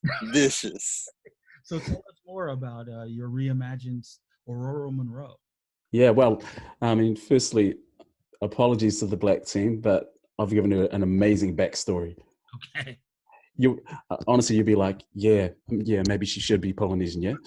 All right. Anyway, and so the backstory I've given for her is I don't know if you know much about Māori culture, but we come from a tribal society, with lots of different tribes. One tribe in particular on the west coast of this island say that they're descended from thunder and lightning. Ooh. Yeah, they're the descendants of thunder and lightning, and the name of the tribe is the Urukehu. And so in the reimagining of that, I would say she's a descendant of that, but she is the actual embodiment of that descent, right? Heightened by her mutant abilities as well. And so similar to her original backstory, that she was often worshipped as a god, as a goddess, yeah, because of her abilities. It would be the same, but different from Aurora Monroe is that she has always has known this and has been groomed, not to be a goddess, but to be a leader for her people. As far as how I see her fitting into our team, she would be one. I'm looking at co-leaders for the team that I'm going to draft. She would be one of them. She would be one of the leaders, and she would actually be almost like not counseling, but an ear for the Submariner. I think she could be someone who could even him out. Yeah, and it's weird in the modern context of what's happening in X books. I mean, he does have respect for Storm. Yeah. I think that I think that she fits nicely with the existing continuity of Storm. Now, yep. everyone's gonna ask, so I'll ask it for them. Yep. What about T'Challa? About T'Challa? I haven't thought too much about the relationship with T'Challa. I guess, with her being she wouldn't be a romantic interest of the Submariner. She would definitely be someone he could confide in and talk to, because he would respect her. She would remind him of his mother, who has passed now, right? And so they'd have that connection. So there's that relationship there. Now, to be honest, if I'm thinking about it right now, I wouldn't actually change the relationship that Storm has with T'Challa. Naturally, there's going to be some tension there. I mean, if the continuity, being as it is with the relationship between the Submariner and T'Challa as well. So to be honest, I just let that kind of play out. But yeah, there's a multitude of reasons why I've chosen Storm. Now I know that if she's still, I know that now that I've said it, I've locked it up for the second round, and I think maybe the black team might get some feelings about that, but yeah, all I can do is apologize for that. It still remains for the fans to have to vote for. Sure. Right. So just to recap, it was Storm. It was other choices. I'm sorry. I'm just Scarlet Witch. And also Johnny Storm. So those are your three nominees for your second round draft pick. Everyone get at the moment Twitter, get to Facebook, and get to the racialdraft.blogspot.com and make your poll choice. And next week, the polls will close when the round closes. So next week you'll find out the answer to which character won the poll and will be the pick for All right. Okay. for your team. All right. Yeah, Great. Run, don't walk to your computer. exactly. Kia, who was your third pick? Storm. No, I'm just okay. All right. Well, we could do that Yeah, well played, head well to played. head. I don't know. Like, okay, part of me wants to do the head-to-head. You know, like, even though that's a really amazing backstory, and Black half, you want to represent for your yeah, like I feel like Halle Berry, like, you know, played Storm well. I feel like it just makes sense to keep her the way. But But Storm with an accent. that's Oh, true. she Yeah, wasn't keep depicted well talking, enough with an keep African talking. accent, right? not well. Right? Not in the films at all. I did wonder about that. She's tried for like half of them, and then she was like, "Nah." She just said, nah. So I guess last but not least, I mean, does anybody want to do a drum roll? That was weak. I'm gonna do Captain Marvel. Yeah. Marvel, the powerhouse, Earth's mightiest, Yes. Carol Danvers. Have you given any? Powerful pick. Powerful pick.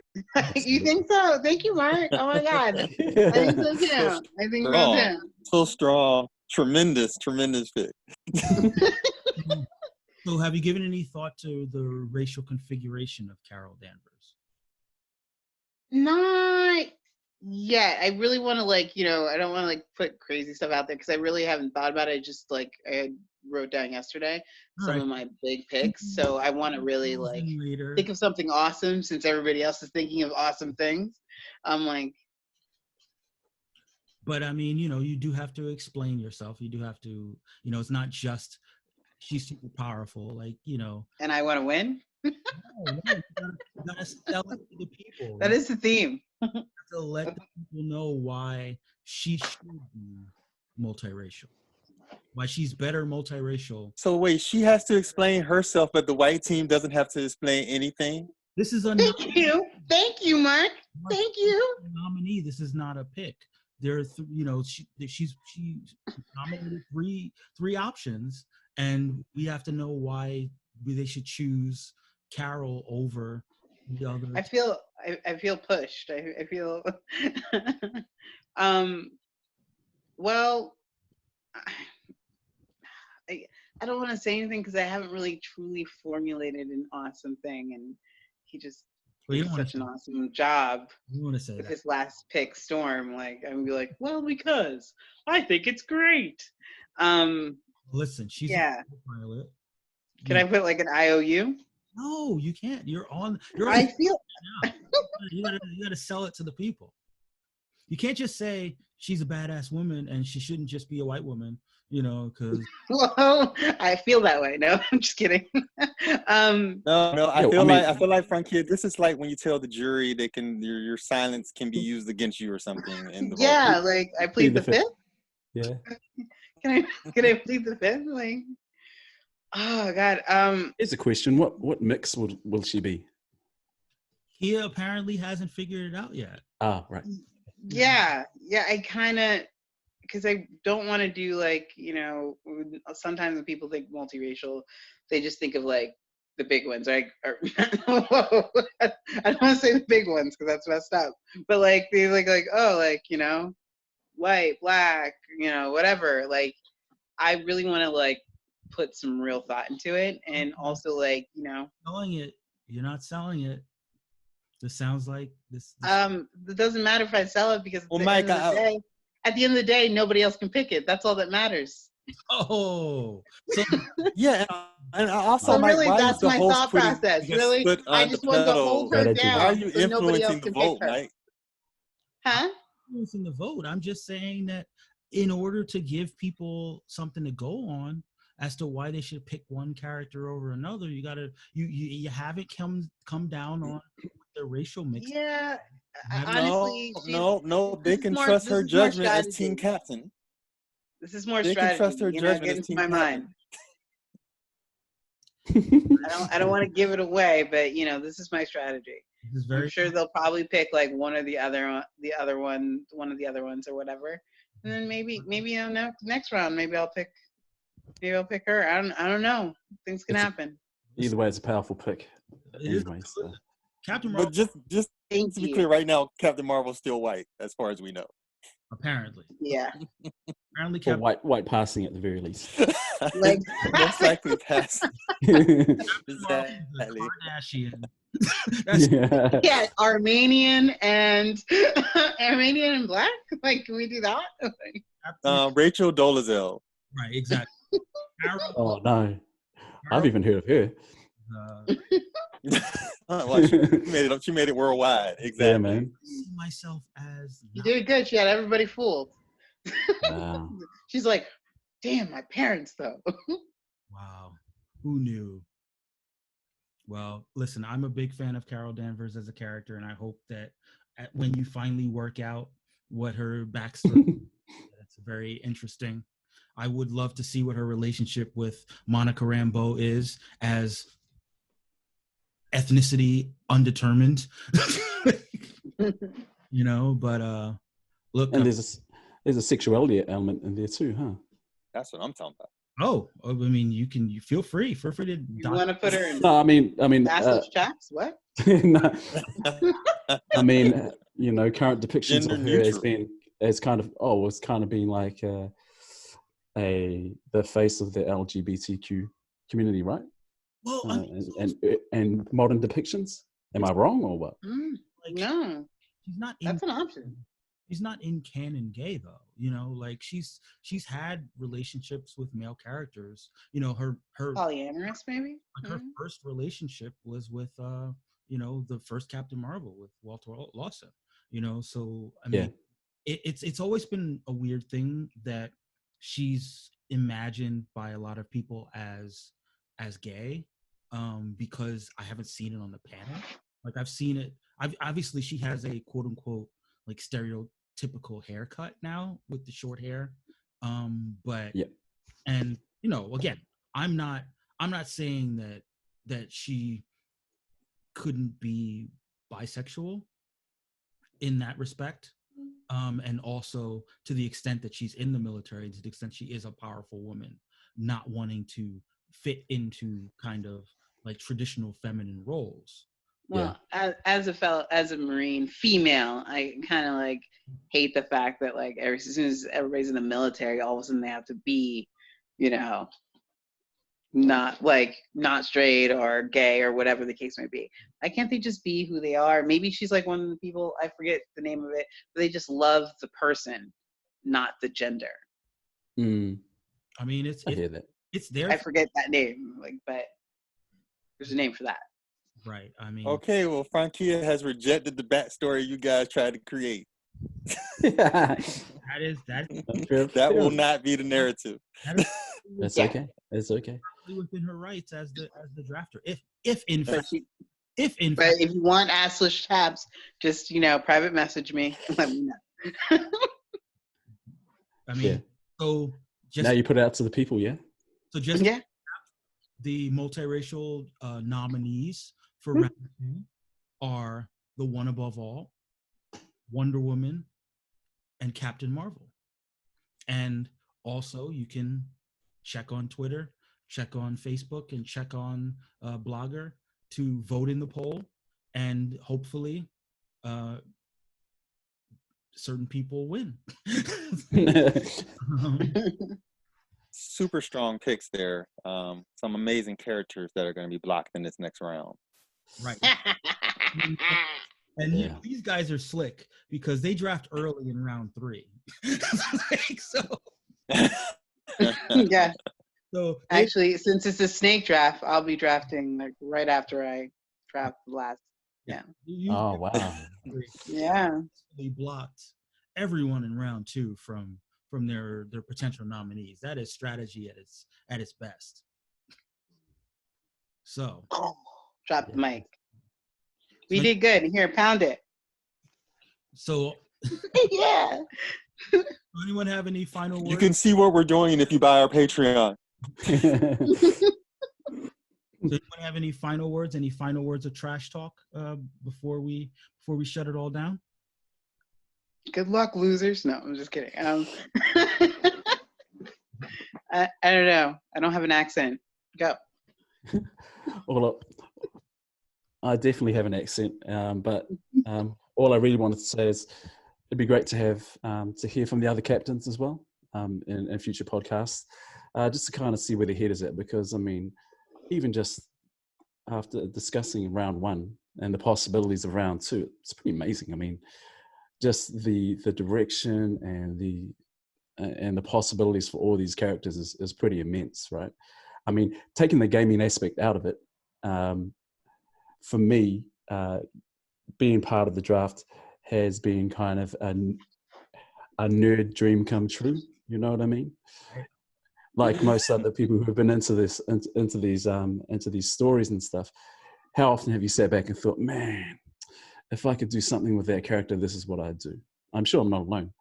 And so just having the opportunity to literally just, fulfill your nerd dreams is pretty amazing. So I'm really looking forward to the game aspect of it, but just really hearing what other people have to say about the characters they draft. Cool. And Kia, do you have any more words of wisdom? Come hard because I'm here to win. Yes. I'm talking about.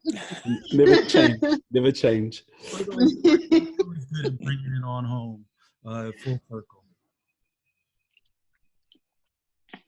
Marquis? Mark? Well, I'll just close. Oh yeah, Marky Mark. Never heard that before. I'll just close with, I feel like the goal of things for me is, yes, we've all sort of thought about race in our lives as a concept because we're all living with it in various different ways, and all of our countries, wherever we're from, our life experiences have sort of, this is played in our lives in different ways. But this is all about walking a little bit in someone else's shoes, seeing things through a different lens, sort of trying to perceive the world through a slightly different viewpoint. And you have to force yourself to do that sometimes. And I feel like this is a great prism to try to force people to think about things slightly differently, to try to see where other people might be coming from. So I, like the others, I'm super excited about round two and the direction that we're going with this.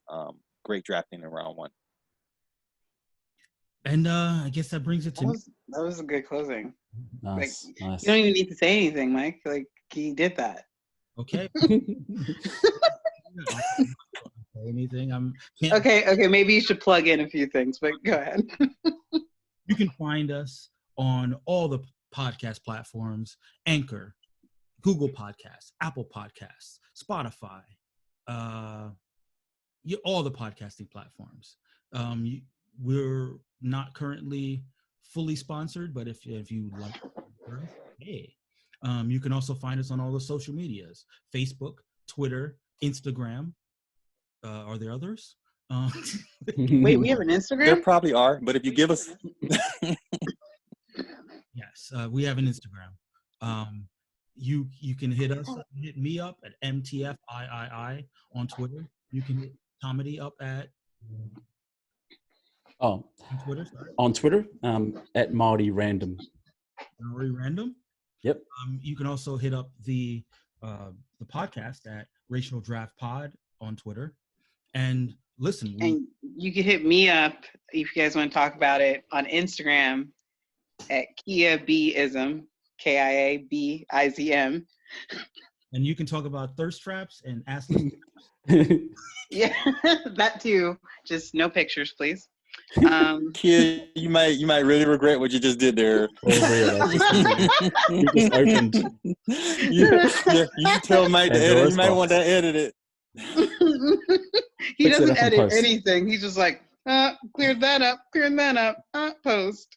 But no, I mean, this has been a great week, and I look forward to the upcoming weeks, the upcoming rounds in the racial draft. Hit us up wherever, and make your opinions known. We want to spread those opinions on the podcast. And listen, guys, give us a 5-star review or whatever you feel or whatever, but reviews really help out the cast. So No, just 5 stars are fine. okay, just 5 stars. Yeah, So- just 5 stars. Give us a 5-star rating, but say whatever you want in the review, and we will read it on the podcast. Mhm. So, but we won't read your review if it's not 5 stars. We'll take note of it, and we'll take the criticism to heart, but we'll read it if it's Mhm. so. That's smart. Weigh that out. So, Yeah. so on that note, I'm still working on my sign off, but until next time, all things are possible. Woo!